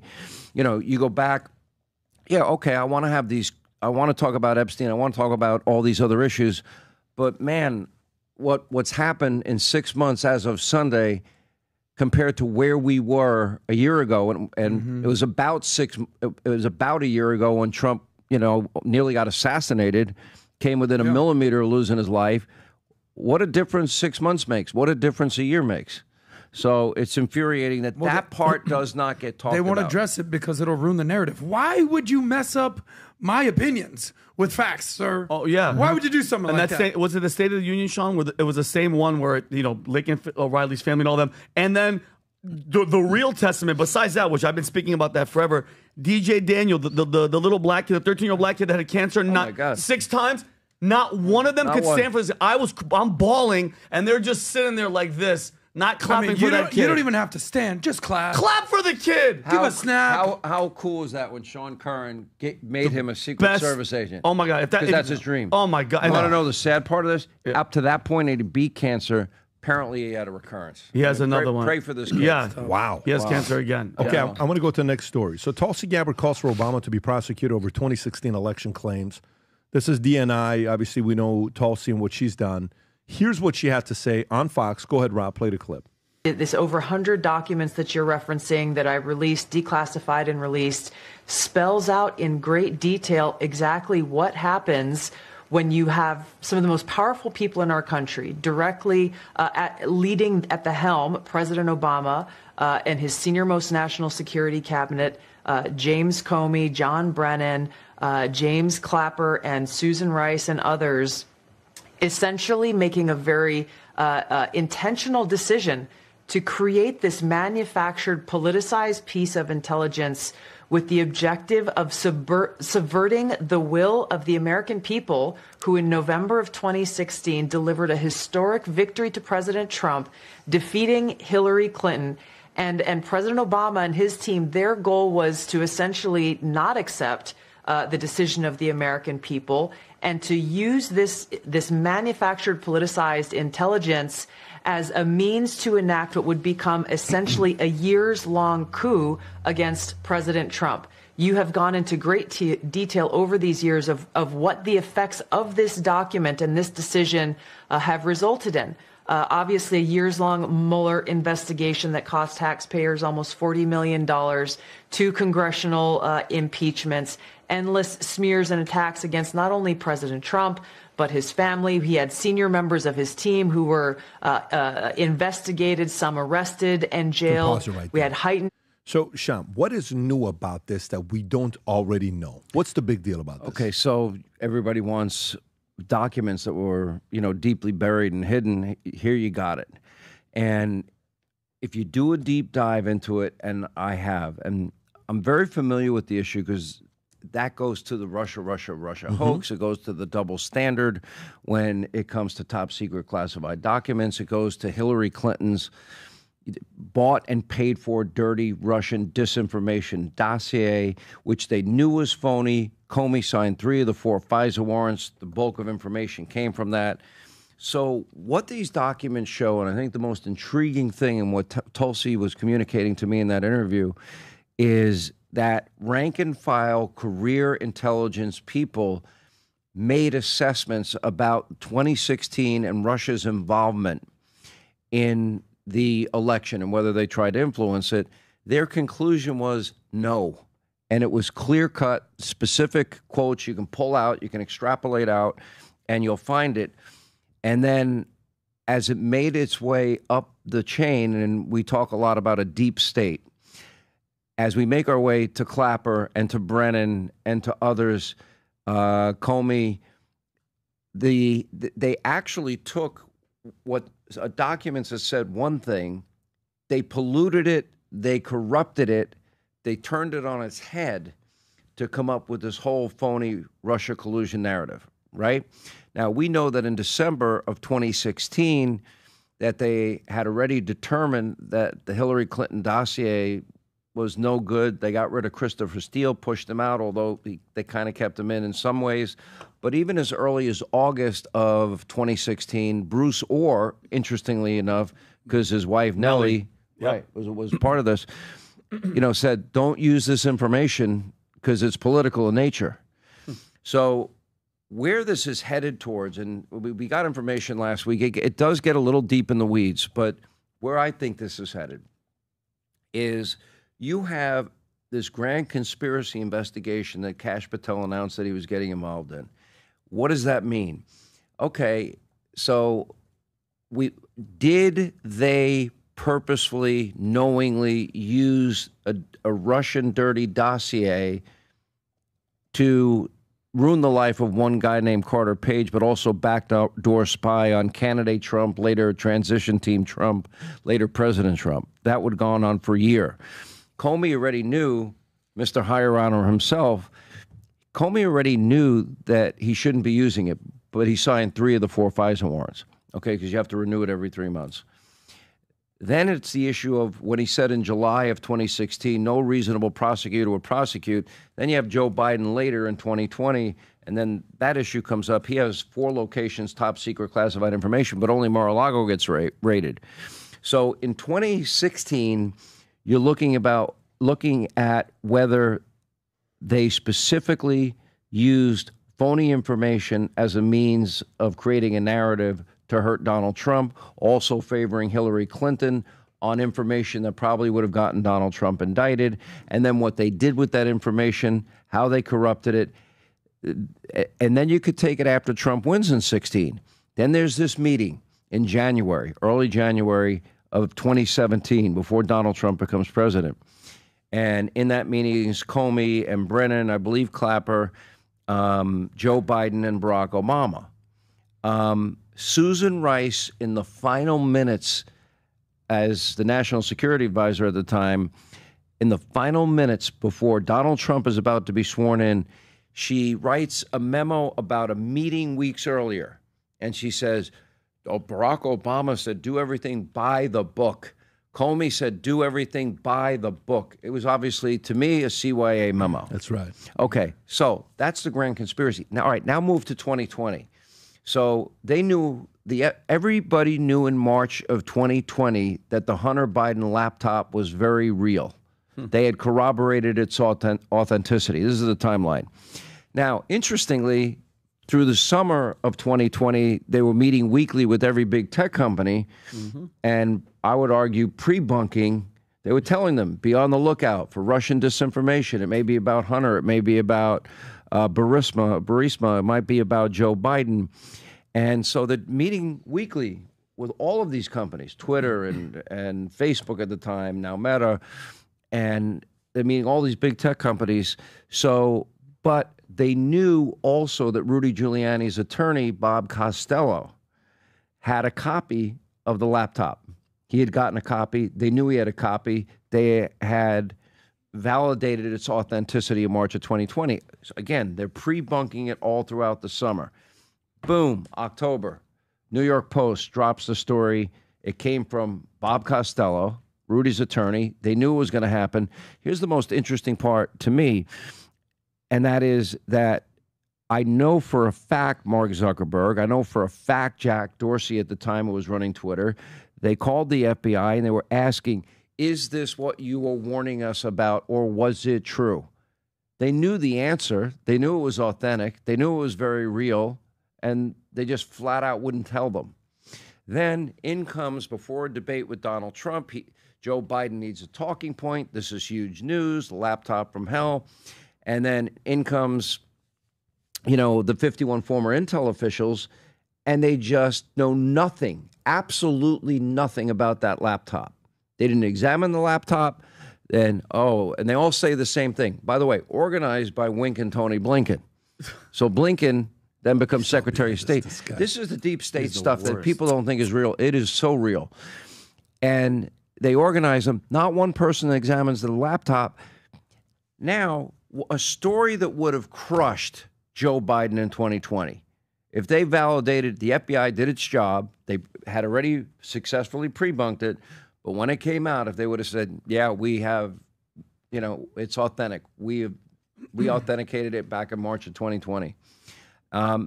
So the grand conspiracy is what they did in 16, what they did in 20, and what they did in 2024 in terms of all of the lawfare and weaponization against Donald Trump. Look, take the case of Alvin Bragg. If you have a legal non-disclosure agreement, I know you have many.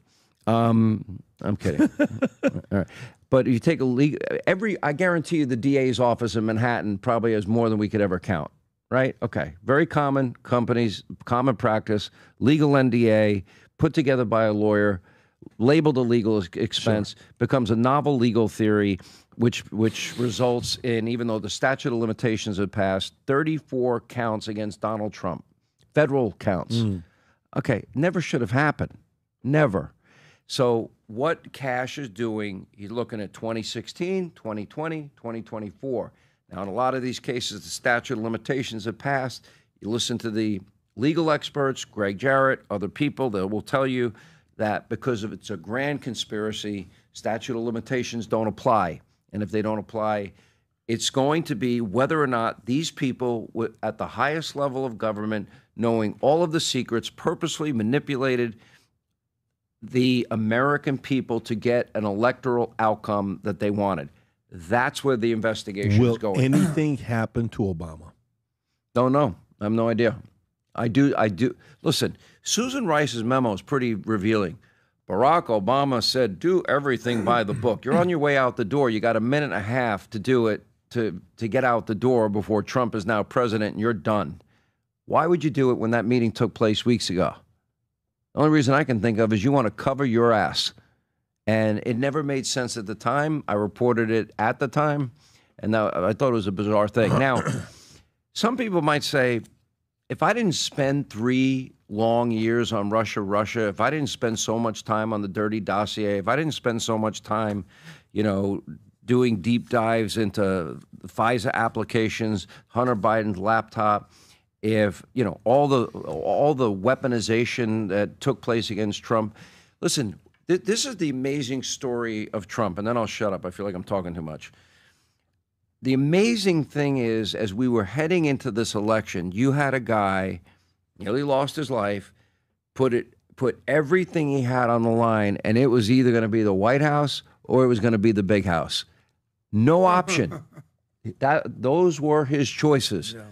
And he decided to, quote, fight, fight, fight. He did. The American people, and this is why I say legacy media, this is great for you guys. This is great for new media. This is great for anybody that tells their audience truth. This is great for people, the criteria that you laid out for successful people in media, which I thought mostly was pretty dead on, is that for those people that do news, information, opinion, tell the truth, get it right, take chances, are courageous, all those adjectives you used, those are things that will lead to success. The reason I say that I said in 2007, journalism's dead. I said after this election, the legacy media, they are dead. It's gone. They're never coming back. I'll give you an example. I'm on for 2 hours the night of the attack on the nuclear facilities in Iran. We beat ABC, CBS, NBC, MSDNC, and fake news CNN combined. Wow. I was on 2 hours that night. Combined. We beat them all. Smoked them. Wow. And on a regular basis, Fox News primetime, my biggest challenge at the 9 o'clock hours, my audience also likes sports. Don't watch sports if I'm on. You can DVR the rest of the game. Although I love my Florida Panthers. I'm a big Florida Panthers guy. We went to one of the games. Yeah, we went to one of the games. Yeah. All right. Well, you're going to go on me because I have seasons tickets. We're going to go with you. Really? Let's go with you. Oh, seriously? Okay, at the Amarin Arena. Oh, very cool. We're going in the Sunrise, Florida. ladies and gentlemen. A good friend of ours, Felix, is a sponsor. You'll see finally. Shout out to those guys. Great family. And we went to the game and we had a chance. Bunch of people were there. Gretzky. We saw Gretzky. Oh, we got the food. We saw kids Gretzky. Went downstairs and we saw the players. It was amazing, Sean. Vince Vaughn. Yeah, hello. right there. Vince Vaughn comes up. It was a great time. Can I say something? Yeah. Shout out to Felix. But, no, 4 tickets. Yours. Look forward to it. Forget about Rob. He's not with us. Don't worry about that. So, guy Sean, right and then Tom, by the way, he's working his tail off. Yeah. Rob isn't. Rob's the man. best. When he started, he had a full head of hair like you. Yeah. Listen, it's tough out and now here he in the wears podcast pants world. to work too. Yeah, finally. But Sean, so shout out to with everything being said, and I respect Hassan, you've been right about it the whole time, the whole Russia collusion, this whole thing. But it's when it comes down to, and Pat asked a great question, what's going to happen? The accountability, because there's a reason trust in the government is at an all-time low, and you nailed it. But here's the thing about the Tulsi thing, Sean. We all knew, like, this isn't new. Some people are like, it's a distraction to get away from the... no, it's not. But here's my thing, Sean. What I'm basically trying to say is, where's the accountability? We know Comey's dirty. You know Brennan's dirty. All right? Hillary got caught. When she got caught with Russia collusion, what was it? She got a slap on the wrist, $8,000 fine, which is, to me, it's guilt. You did it. The DNC had to pay $100 and I believe $5,000. But if what Tulsi is saying true, Sean, they weaponize federal agencies to spy on and undermine a duly elected president, okay? That's a direct attack on the Republic. And, the Democrats always say, they point the finger when it's actually them, okay? And if you could do that and walk free, and I get it. I get we got to wait, and I love that you're patient. I'm gonna be honest. Patience isn't one of my virtues from the movie Demolition Man, Wesley Snipes. It really isn't. We want something. We want something. Noted, Vinny, noted. One, and here's the thing when it comes to... one of the maybe to give you some hope, and I'm not going to get into this game of over-promising, under-delivering, maybe something that will give you hope is a lot of this is already documented. And having that documentation, I would imagine they could hopefully piece this together in short order. Now, you've got to also provide due process. That's a complicated issue. That takes time. And even with all of that, look, we did the Russia hoax for 3 years. It was an ensemble cast. It was me, John Solomon, Greg Jarrett, Sarah Carter, Catherine Herridge at the time was at Fox. And honestly, and there were maybe 6 or 7 sources we had that were dead on accurate, that were giving us information that nobody else had. We nailed every aspect of it. I'm very proud of that work. That was, really hard investigative work. And that kind of goes to my theme, when we were talking about Epstein earlier. I take my time. Everyone sort of, they jump in. It's this, it's the Mossad, it's the cover up. I'm just like, I want to wait a second, guys. I just pull back naturally.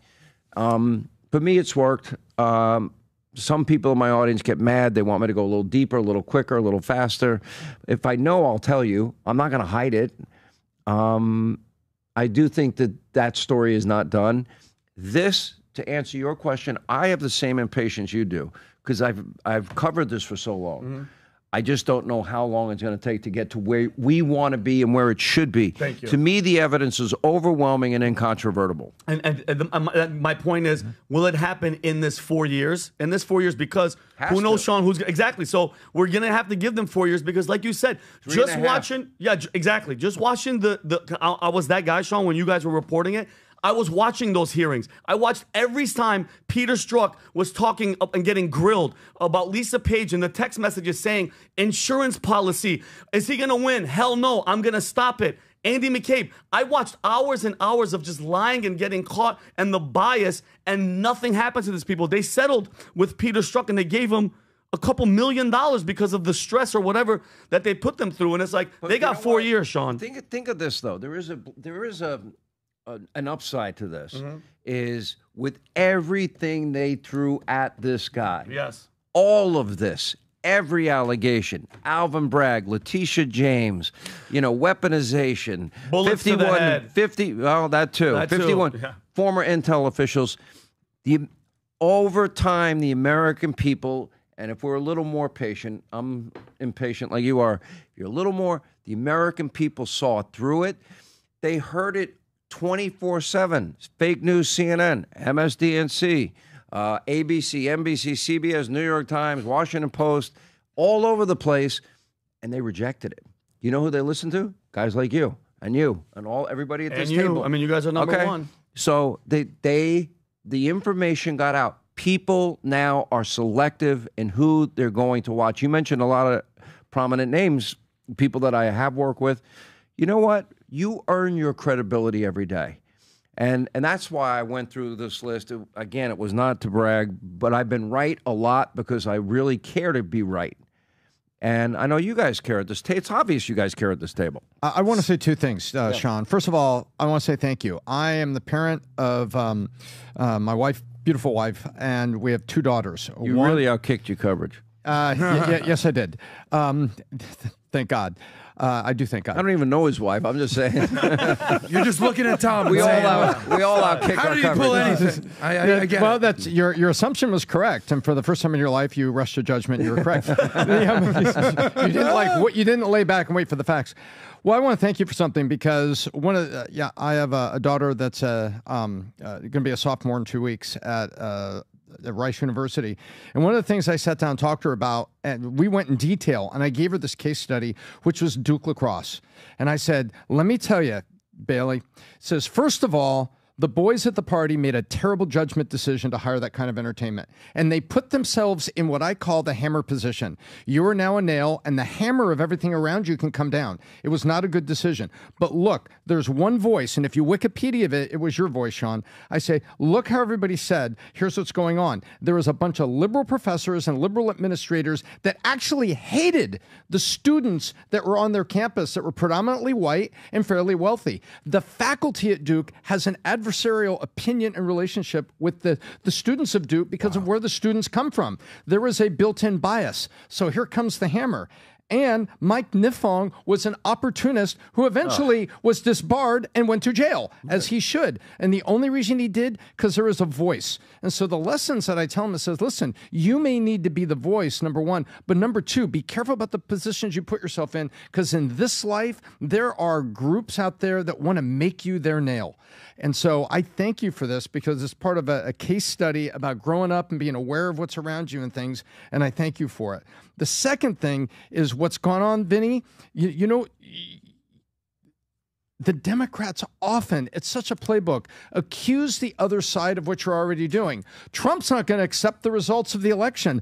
What the hell do we think was going on in 2016? Yeah.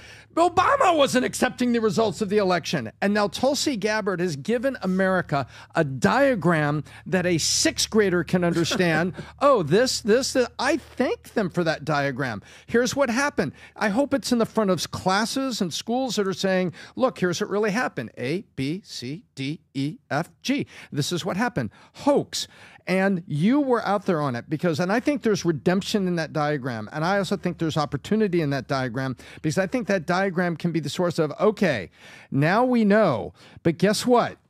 It hasn't been 50 years since the Kennedy assassination. This is only 2016. We're going to go look into this one.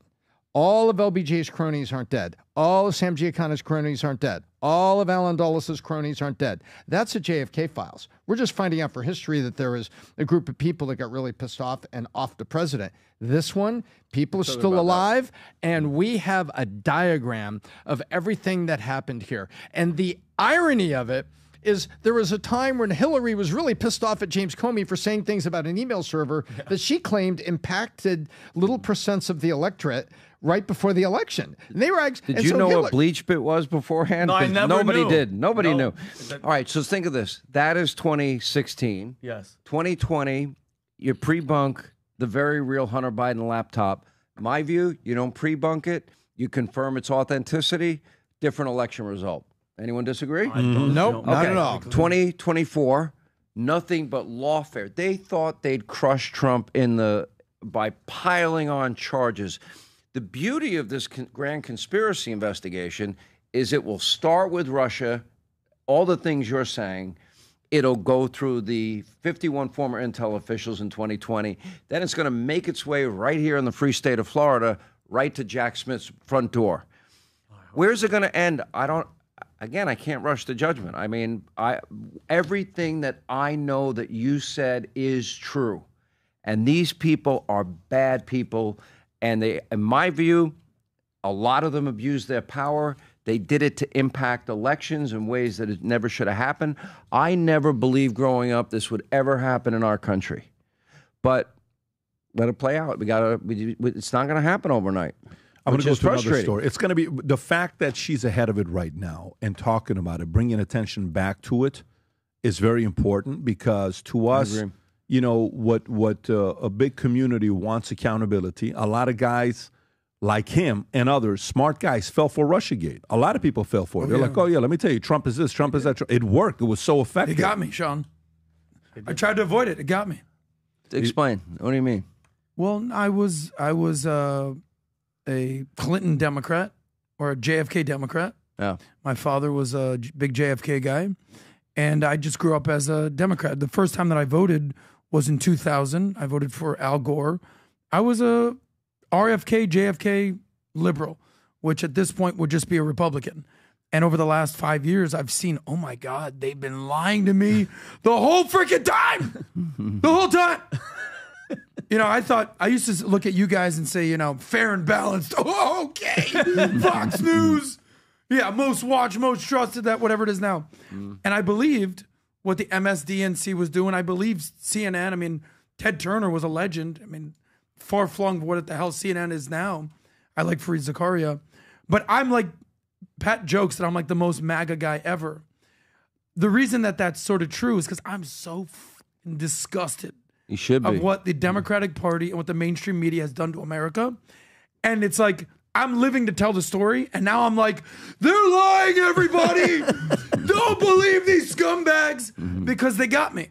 And I used to watch people like Morning Joe, and I was like, this guy's a Republican, he's Mika Brzezinski, he's, you know, a little two-step over here. You son of a bitch, lied to me too. But that's the reality of here, is that like there's a lot of Americans who look at Fox and would look at you, would look at O'Reilly, look at Mac. All these guys, they're just covering up. It's really, like Tom said, the other side that accuses you of doing the same thing.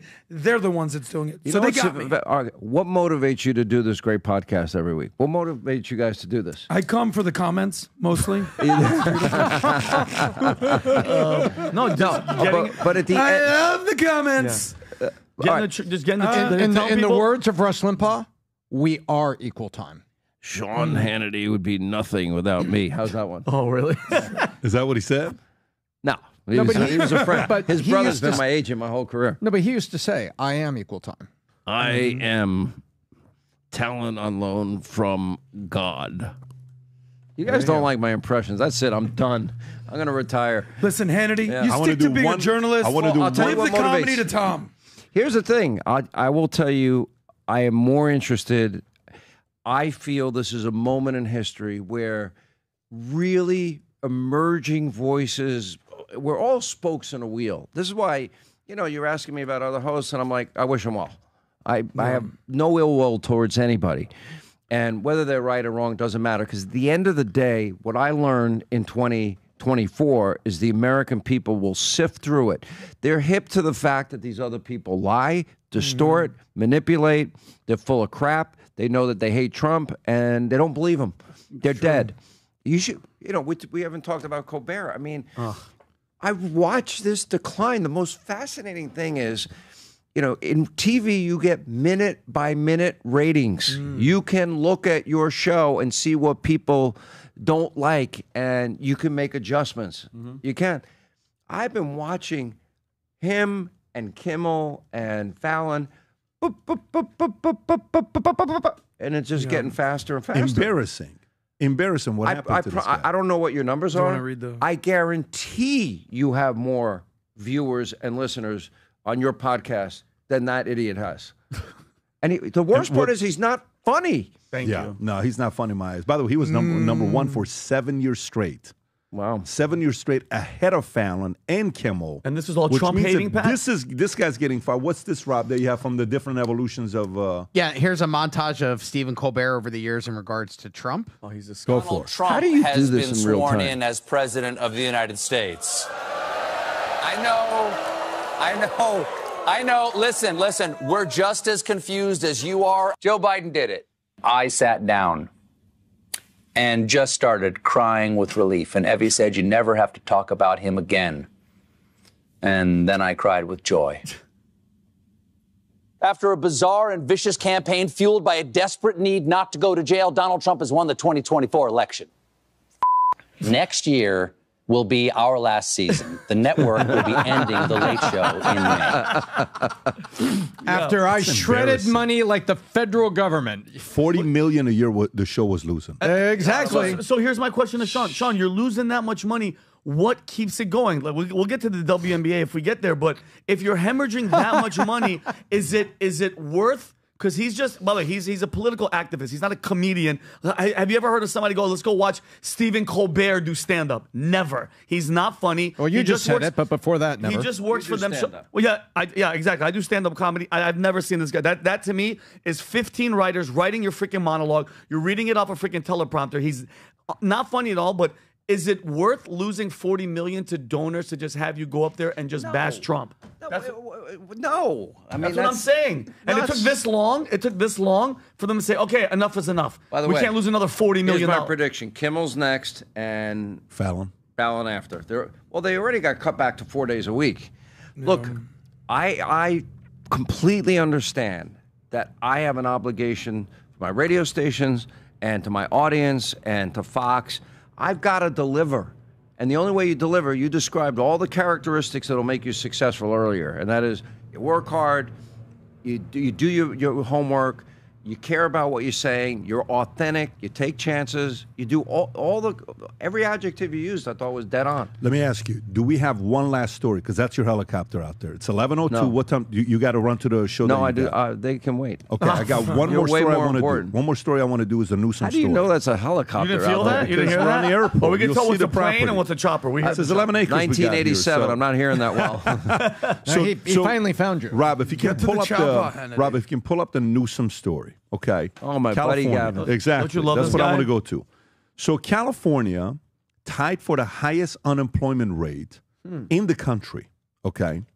So while he is on a daily, I've not seen him attack Trump, DeSantis, anybody on the Republican side the way he's been attacking the last couple of weeks.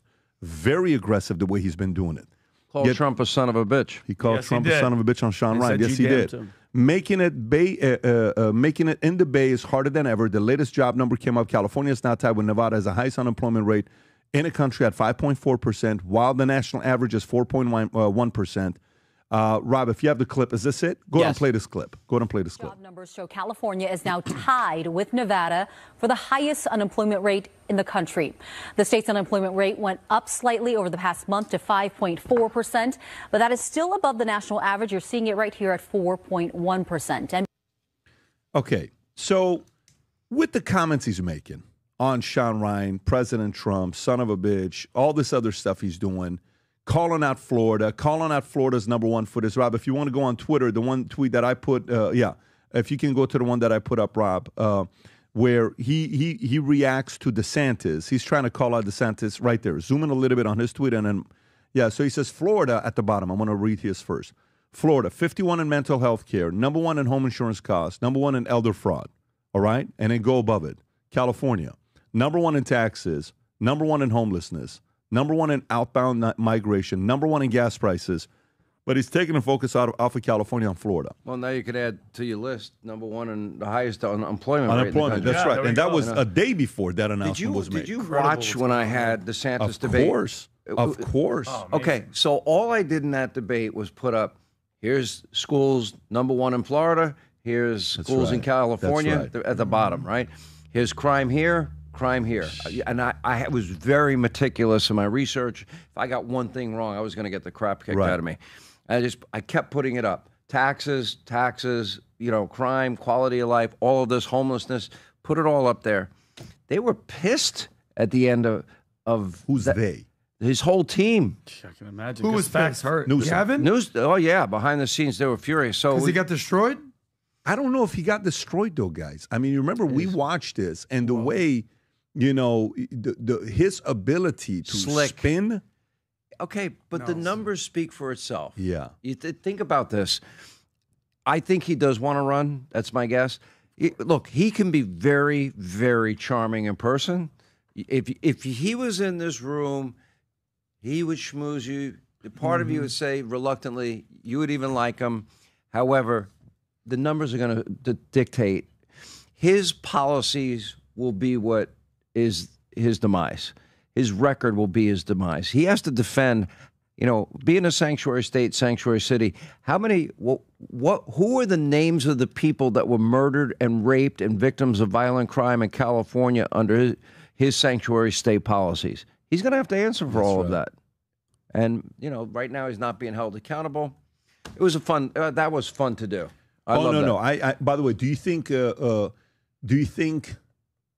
was a good strategic move on DeSantis to do it?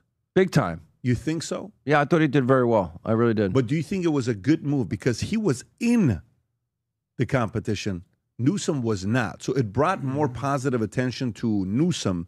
DeSantis didn't need to do it. Newsom needed this to be done. I think Ron has been a great governor for the state of Florida. I fully agree. I think he's crushed it. I think that he has a bright future. I don't know what that is. You think he's got the goodies at the highest level? I don't know. He's a young guy. I mean, he's got time. He's got time. Look, I do think there's going to be. I don't really want to talk too much about it. Democrats are in such disarray because now it's Mamdani and it's AOC and the squad and Grandpa Bernie and Pocahontas, and they're all killing each other. Right. And nobody will stand up to the radicals in their party. But I do think there are distinct differences. You referred to some of them earlier between in the MAGA movement. I don't think we're really going to discuss that until after the 26 midterms. If I were to offer advice to everybody, I'd say don't focus on your differences now. Focus on that after 26. Because I do think there is an isolationist wing, in the MAGA movement. Okay, I'm not part of that. Yeah. I don't agree with that. I think there are, I hear some comments about Israel that I find very troubling. I don't like that either. I think I kind of am really more aligned with Trump than some people that claim to be aligned with Trump. But I was with him too from the beginning, and I had people conservatives beating the crap out of me for years on air. Ben Shapiro, Glenn Beck, they were pounding the hell out of me when I supported Trump in 15 and 16. And, you know, I remember that because Beck was not supporting in 2016. No. And neither was Shapiro. No. I don't know if he still is today. By the way, I hold no ill will or resentment. You asked me about, you know, my former colleagues. No ill will, no resentment. Wish them the best. It's not that. It's just the point is I take my position. I went out hard and heavy first. And I'll tell you what made it different for me, and I love Ted Cruz. Ted Cruz sounded like Reagan in many ways, but I just knew Trump could win. And I knew he thought differently. We spent hours in 2015 when he was getting serious about this, deep into the night. With Trump, talking about issues, and there was something uniquely different about him. Like when he would make the argument, why don't they pay for their liberation? Talking about Iraq. I'm like, I really can't argue against that. Or making the case for a border wall in a passionate way, or his economic policy, or, you know, I throw ideas about him at healthcare, about energy dominance and all these other things that he's now implementing. What makes this so dynamic at this point, and I won't give you my laundry list, but everything that he's been doing is big. Everything is consequential. Everything is, I mean, nobody has been able to do what he's done in 6 months. Pretty amazing. That's why I get kind of aggravated when everyone's killing each other. Give him a little breathing room. Let's get to the bottom of the things you were talking about in the beginning of this podcast. I'm with you completely, but let's not lose sight of the success. You know, like your show is successful. If you have one bad episode or one bad guest or somebody that says something stupid, I mean, is that what you want the focus to be on? The only thing is, if they make a promise on my behalf and I don't get ahead of it, I'm the leader. Everything rises and falls on me. That is my only call out. So if he goes and makes a promise on my behalf, he already knows. We've had those conversations. He already told me you're giving me $1 million. I come in here today. Yeah, I said sure. I heard that. And you're giving me $2 million with your $500,000 that you got and the money that you made. So we're going back to that. The numbers keep changing. You brought that up. I didn't even get paid. I'm here for the comments. I'm getting text messages from guys saying I got to get you out. I don't know where you got to go. I would have another hour. You know what the problem is? I have to do 3 hours of radio, and then I have my TV show, and I have other interviews I'm doing today. But, you know, listen, thank you for having me. Thank you for the times you come on my show. You're hard to book, so I'd like it to be a little easier. One reason. Why? You know why you're hard to book? Why? So I put the 4 kids down when your show is on. I understand. That's the only thing. Family so first. I got if you tell me 9:10 and you keep 9:10, I'll keep it. But if you say 9:10 turns 9:40, I can't do it because I got to come back and put some of the kids down. How old are your kids? So I got a 13, 11, a 9, and a 4. And I would have 20 more if I could. What? Hands down. Elon Musk Jr. Oh, I would have 40. If I come home, they're running up to me, I'd have 40 kids. But we're living in different times. Seriously? Hands down. I'm not even kidding. I want that discussion. We got to have that. I have my podcast. I'd love to have all of you come on together. Would love to. Yeah. Well, listen, you're down here. We'll do more of this. We'll do more of this. No, I thank you for having me. Thanks for being so gracious. And we appreciate you as well. It. Congrats, all of you. This guy, Rob is no watching joke. This guy work, man. Rob is no joke. This is serious, kick-ass, internet play here. Oh, he's awesome. In real time. He's a great guy. He's a great guy. We feel the same way. We're going to continue, guys. So hang tight. We're just going to say goodbye, and we're going to come back because there's a story of a guy. Do you take calls, by the way? I see that board. That did something on Hannity's Twitter. Hannity's a jackass. Get rid of him. 5 jobs. We have to talk about that story. Hang tight, though. Let me say goodbye to Sean. Should we take a quick pick or no? Yeah, absolutely. Rob, okay, Rob. You just put the camera on me. Guys, we're going to take a quick picture with Sean Hannity right now. We're giving him a gift. Vinny and I are going to just hold down the fort while your eyes are all waiting. We got to keep. Look at that. We got you 2 hats.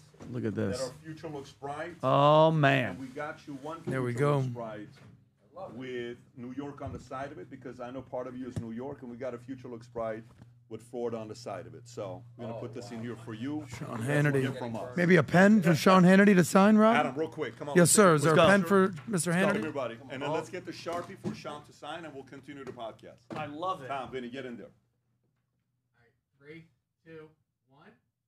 3, 2, 1. I just felt right. You guys are great, man. Really Thank you. Thank you. Thank you for being here. Truly, this was amazing. I enjoyed it. Likewise. Thanks, man. Appreciate it. Rob, can you give this to him on the way out? Yes, sir. Sean, put your John Hancock on there. If you can give the all right. I got 3 more stories I want to go through. We didn't really talk about Colbert all that much. Thank you for your patience. Chad, you want to grab this real quick? Thank you, sir.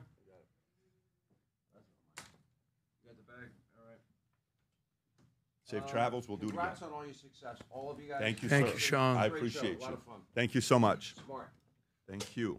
All right. God bless, guys. God bless, Sean. We'll see you soon. Sean, bro.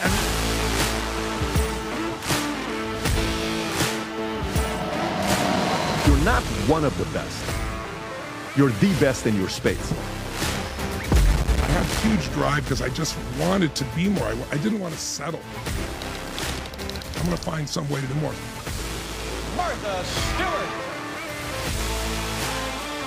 There is hope for all of us. David Falk was literally the man behind the legend of Michael Jordan. I did all of Michael's deals myself. Through David's creativity, he just came up with, why wouldn't it be Air Jordan? Air Jordan.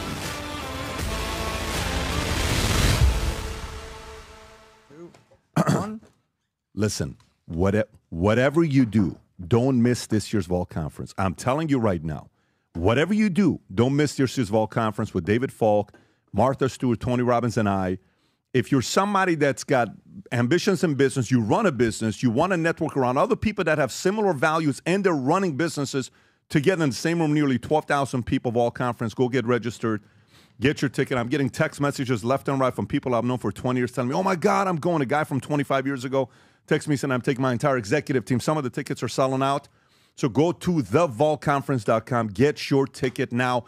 I want to go to a story. Rob, a guy on Twitter, if you can go to Twitter, one of my top tweets, this guy who's an entrepreneur founder eventually gets so sick of this one employee that he hired that he posts this story. And we have to talk about this guy. Watch this, Tom. This gets 23 million views. Wow. A guy named Suhail. Rob, let's see how many followers he's got. Can you just go on his profile? I don't know how many followers he's got. So look at this. He's got 307. Is that 377,000 or 30? He's got 377,000 followers. He puts this tweet. Go back, if you could, Rob. Watch this, Vinny. Tom, this is very important. There's a guy named Soham Parekh in India who works at 3 to 4 startups at the same time. He's been preying on YC companies and more. Be aware. I fired this guy in his first week and told him to stop lying, scamming people. He hasn't stopped. A year later, no more excuses. He puts them on blast, okay? Now, you're going to see what this guy does, Vinny. We're going to get right into it. Okay. So this guy, if you go a little bit lower, somebody watches saying, why would anybody put him on blast? That's his resume. 90% fake. And he changes his resume regularly. Rob, if you can click on a resume, this is becoming something called overemployment. Overemployment. Okay? 90% of the stuff on his resume is BS. Go back to the Twitter exchange because I want to go a little bit lower on right there. Yeah, keep going on the bottom. I want to see what people are saying and watch his exchange. I want to say also that I try to talk sense into this guy, explaining the impact and give him a chance to turn a new leaf because sometimes that's what a person needs. But it clearly didn't work. He continues. Another guy comments saying, why would you put him on blast? Keep going a little bit lower, Rob, on the things that he responded to. There's a bunch of them that he responds to. That's the guy's face. Zoom out a little bit, Rob, so we can see the guy's face. That's the guy's face who did this, okay? He's now from then done multiple interviews with others.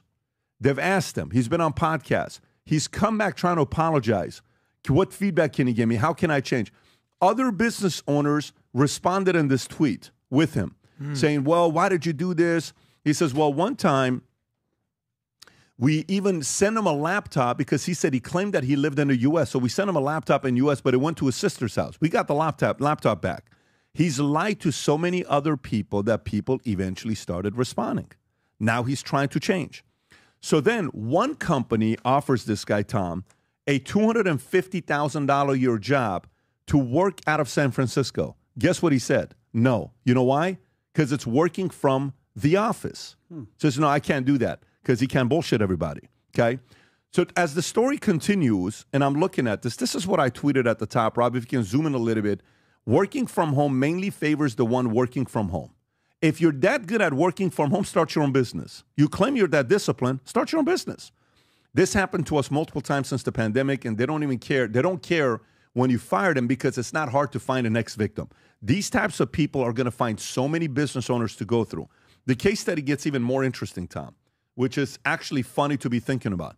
So one company gets so sick and tired of being taken advantage of so many times that they hire a guy named Eric. Rob, if you can have Brandon send you the story to show, it's so funny. They hire a guy. They claim his name is Eric. Eric has one job. You know what his job is? To go out there and find all the employees that work for this company who are abusing it, Vinny. So all day long, he is investigating the hundreds of employees that work from home for this company to find how many other jobs they have that they're lying. That's his job. Oh, man. Did you understand what I just said? Yeah. So what is his job? He's finding other people that are lying who the company's paying you W-2 salary, all the other stuff. Guess what the guy ends up doing a few months later after he investigates these guys? What? He says, holy shit, this is a brilliant idea. He starts doing it. So he gets multiple jobs. He now makes $300,000 off of 3 or 4 jobs. And you know how he does when the company's holding Zooms? He has 2 different Zooms on his screen that he's logged into, 2 headsets. When it comes time that they're talking to him, guess what he does? He accidentally closes the video on this one, answers the question here. Then when he has to answer, he closes the video on this, answers it over here. And when they ask what happened, he says, I just had internet connection. Oh, wow. And he's been able to do this with 4 jobs, make $685,000 a year with overemployment. Tom, when you hear a story like this, what do you think about it with this overemployment concept? Well, I think about several things, and let's go through them here. The first thing, this has been going on in Silicon Valley for a lot of years, where they feared that engineers are doing double jobs, especially the ones that lived in India, where they would hire a junior engineer to work with them. So let's say you're paying me $120 and Adam's paying me $120. I'm making $240, and I'm giving $50 US to a junior engineer with me in India. So I'm basically operating myself almost as a small IT service company. And then, well, if I got 2, maybe I could get 3. And it was happening. Here's what is very interesting about this. So HR groups, who's going to be the most pissed about this when they find out about the overpayment? Because you're really not getting what you think you're supposed to be getting. The CEO? It was the investors. Yeah. The investors are saying, the CEO saying, so Pat's been on boards. He'd be like, Tom, HR reports to you. What the hell? Are we getting the quality we're supposed to be getting? And worse, is our code getting out to other people that might be seeing some of our advanced products coming in the future? Tom, stop stuttering. What are we doing at HR to ensure that the people that are our remote engineers are in fact doing it for us? So you had boards that were piping up. Now, guess what? It goes a layer deeper.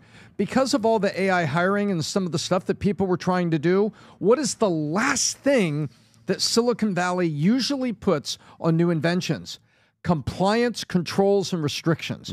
Because it costs money to put that there. They'd rather say, Vinny, this is the best software ever. Use it for your company. Sign here for a SaaS contract. Oh, thank you so much. I get to be and by the way, we give you 20% off to be an early customer.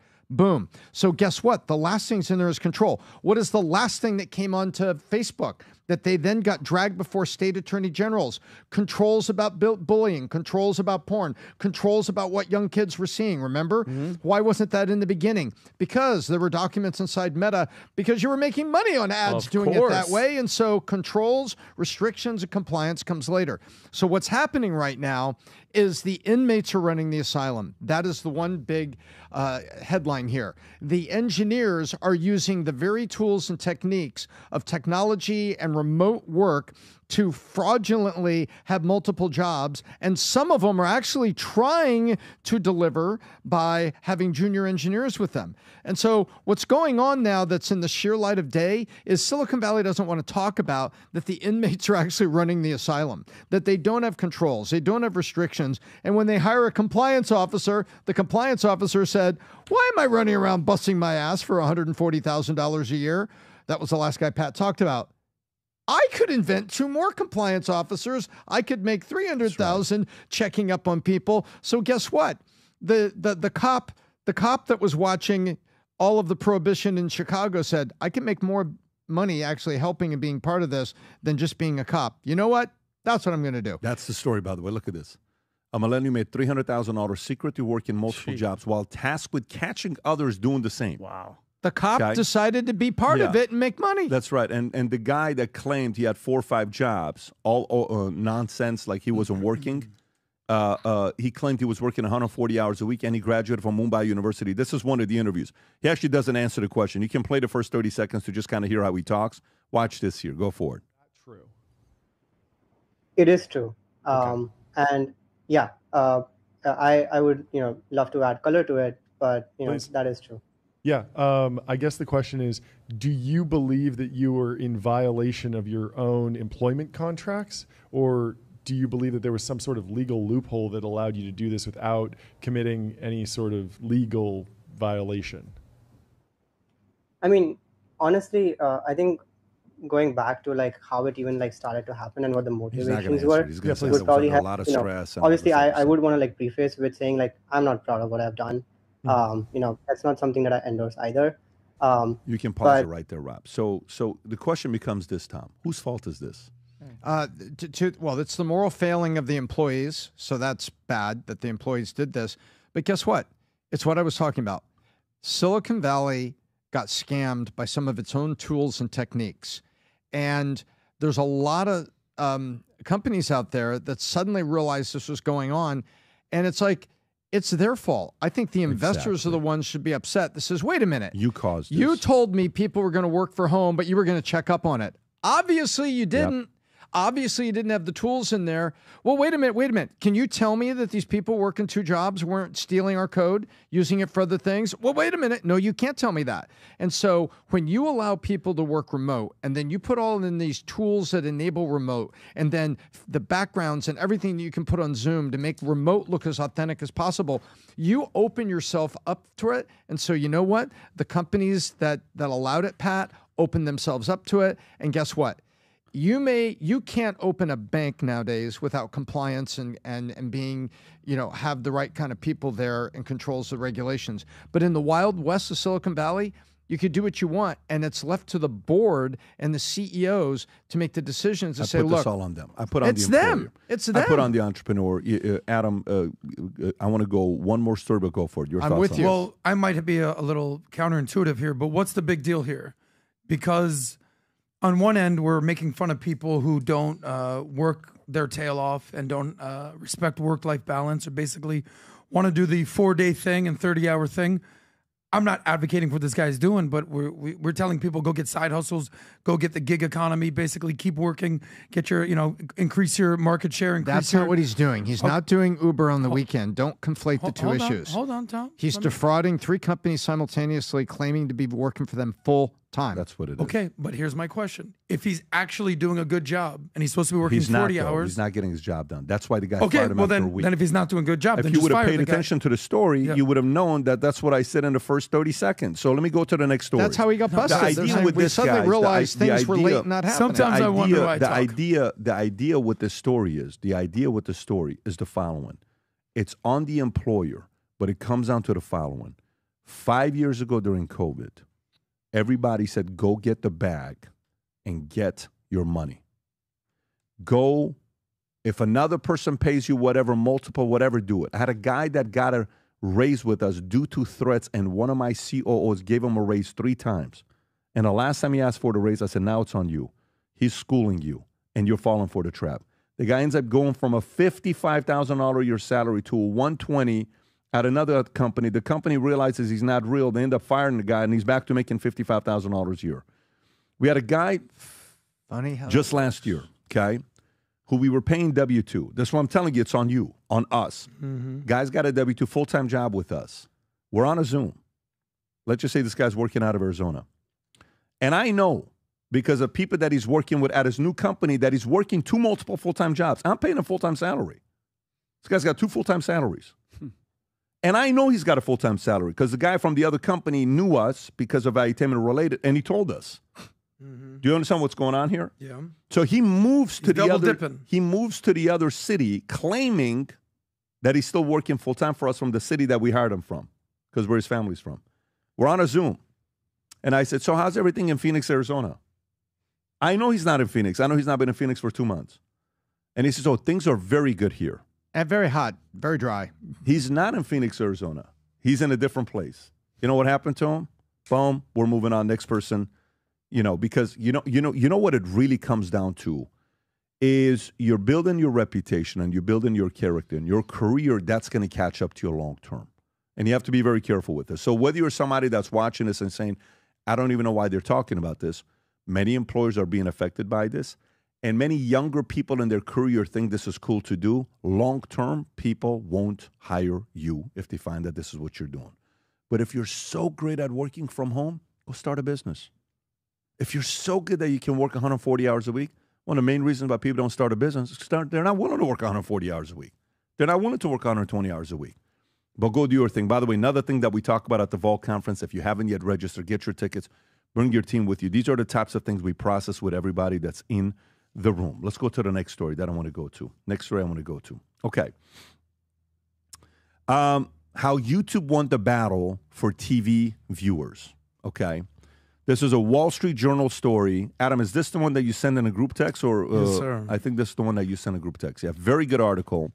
And let me read this to you folks. Rob, I don't know if we have a video on this or not. I think it's just a story. Just a story. YouTube became the most watched video provider on televisions in the U.S. earlier this year, surpassing mobile devices with over 1 billion hours watched daily, outpacing Disney combined broadcast, cable, and streaming services, according to Nielsen data. Our goal is for the YouTube app to be people's way into as much of the universe of video content that exists on the internet as possible, says Christian Ostelian, YouTube's vice president of product management. The company is enhancing its TV app with features like personalized content, feeds to keep viewers engaged. Longer YouTube creators, including hosts Rhett McLaughlin and Charles Lincoln Neal of Good Mystical Morning, are producing longer, higher quality video content like sketches, comedy, and talk shows, with TV accounting for 53% of viewership. There's a phenomenon that's going on right now. And wait, there's the YouTube icon on the television. I just mounted on my first apartment, said Neil. Research from Tubular Labs shows that viewers spend more time with content over 15 minutes on TV, and longer videos, mid-roll ads generated more revenue as Google shares 55% of commercial revenue with creators. By the way, if you're watching this right now and you're staying with us in the last 30 minutes that we have together, can you take a picture on whatever way you're watching the content, if it's on TV, tag us on X and just put hashtag PBD podcast, tag me, Patrick Bay David, show it to us that you're watching this.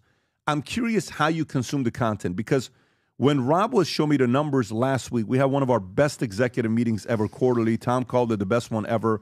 My wife was blown away by the meeting that we had. It's just incredible, the kind of products that we're producing right now internally, and no one knows about it. Rob showed data that number 2 right now devices for us on how they watch the podcast, Rob, it's TV. Yes, sir. And I was around 35% of it. Is that not? On TV. They watch this on TV on the YouTube app. Tom, your thoughts on this story? Well, guess what? Cable was what's called a walled garden. So you basically paid for cable, like Comcast or DirecTV, cable or satellite, and you got your 100 or so channels, 30 of which mattered, the top ones, you know, your networks, CNN, all the ESPNs, et cetera, et cetera, et cetera. And that was called the walled garden. You couldn't go beyond the walled garden. Even if there was something interesting, couldn't go beyond it. And then a little thing called streaming happened. Streaming is just a fancy name for freedom of choice, because now you've got the internet connected to your TV, all kinds of apps, or you can just go to the internet app, the Silk app, which is on many Samsung TVs, which is made by Silk. I believe it's made by Amazon, and it's an internet access. You go wherever you want and watch right there on what they call the, instead of lean forward on a laptop or hunched over on the phone, it's the lean back on the couch watching your connected TV. And so with freedom has come streaming, because it's no longer a walled garden, no longer controlled. And the new generation wants nothing to do with cable subscriptions, so they're not subscribing to cable. If it's pumped into their dorm room, they'll get it. But when it's their choice, no. It's streaming on their laptop and on their phone. So streaming as a delivery is winning. And then YouTube knows more about live and analytics of the customer and feeding them the right content than any of the traditional media companies who have been leaning on the walled garden. Hey, we'll just pay this to Comcast and we'll get some promotion and we'll be at channel 20, so we're up low. So when you go with your remote control to the menu, we show up first. That was a game in the walled garden. Now you've got internet geniuses in YouTube and access to great content providers like us leading the way in podcasts, on video, on YouTube. And guess what? they're saying, I know what you like, and I'm going to feed this to you, this to you, this to you, this to you, this to you, and I'm going to get longer sessions out of it. And so now YouTube is winning because they know how to deliver great content, and they're attracting great content providers, and the walled garden is dying. That's what's happening. And the walled garden is the reason what we talked about earlier today that I won't go into except to say this. All those big contracts are dinosaurs. All those big contracts are dead. There may be a time where even Caitlin Collins' rookie contract is dead. But that is even too much. And now you've got Anderson Cooper and everybody, their big contracts are going away. And we will find out with people like Stephen A. Well, his contract, and he's a talent, and he's got a bunch of different shows, and he's got a bunch of different viewpoints and a bunch of different angles. But will ESPN be able to deliver enough audience that's watching him, plus the streaming, or will Stephen A.'s contract become, the Alex Rodriguez contract, which originally was signed, ended up being too big, and they traded. Not because Alex was a bad player, but because, I signed this contract and I can't afford to pay this. And so small teams sold to the big teams. Or will Alex Rodriguez contract become more like the Aaron Judge or the Shohei Ohtani contracts, that much of it's deferred and it's all going to be delivered. We will see what we will see, but right now, streaming is the top delivery. YouTube has got all the technology to find out exactly what to feed to you, and they're attracting great providers such as us. And I'm not supposed to say this because we got NDAs in place, but there have been larger traditional network people that have come and knocked on Pat's door with a checkbook, and we said no. Yeah, and that last part, can we cut that last part? I didn't name any letters, and I'm trying to stay with the NDA. Adam, but Vinny, your thoughts on the story? No, I think it's fantastic. And like just watching like the Stephen Colbert and all that stuff, people are just sick and tired of the nonsense. And it's like the numbers don't lie. The numbers don't lie. The fact that they're losing money, they've lost all credibility. When I'm home, Pat, you could rent a movie on YouTube if you want. It goes through your to your account. You could play music in the background. You could watch long form thing. You could watch the shows and everything on there. I'm so happy that mainstream is dying and YouTube is taking over. It's a great thing. And guess what? We're on YouTube. Yeah. Perfect. And we're on all platforms, but mainly when we go live, we're on YouTube. Here. When we go live. Yeah. So we're in somebody's living. Like right now, we're in living rooms. The majority are people right now at home cooking, cleaning. By the way, I saw one where you saw that photo where there's like a 6-month-old and the head is just like it's the back of the head and you're on the screen. Yeah. I love it. Yeah, I'm on X right now. I'm seeing the different people. Here's a guy named, I don't even know how to pronounce it, Daryu, watching streaming from Jamaica. Another guy named Jeffrey Gunnels, is watching it on, I don't know if that's a TV. He's watching on a TV. We got another one here. Oh, wow, Luffy. He's watching it on a TV. Another guy's watching on his phone. It's just interesting seeing how people consume content today. Adam. The thing with YouTube is you can get whatever you want at any time you want from whoever you want, and you can do it in the comfort of your own home, on the road, on the go. It doesn't matter. They talk about having a mixed media diet. All right, I read the Wall Street Journal. I absorb Fox. I see CNN. I'll read Bloomberg. Seeing it out there. YouTube is like a buffet of information. Remember the first time that when I started doing the podcast with PBD, goes, are you familiar with absorbing information quickly called chunking? Yep.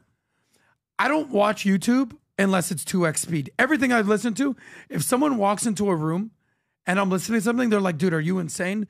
Because it sounds like the only person I can't listen to on 2x speed is Ben Shapiro. That guy just talks on 2x speed.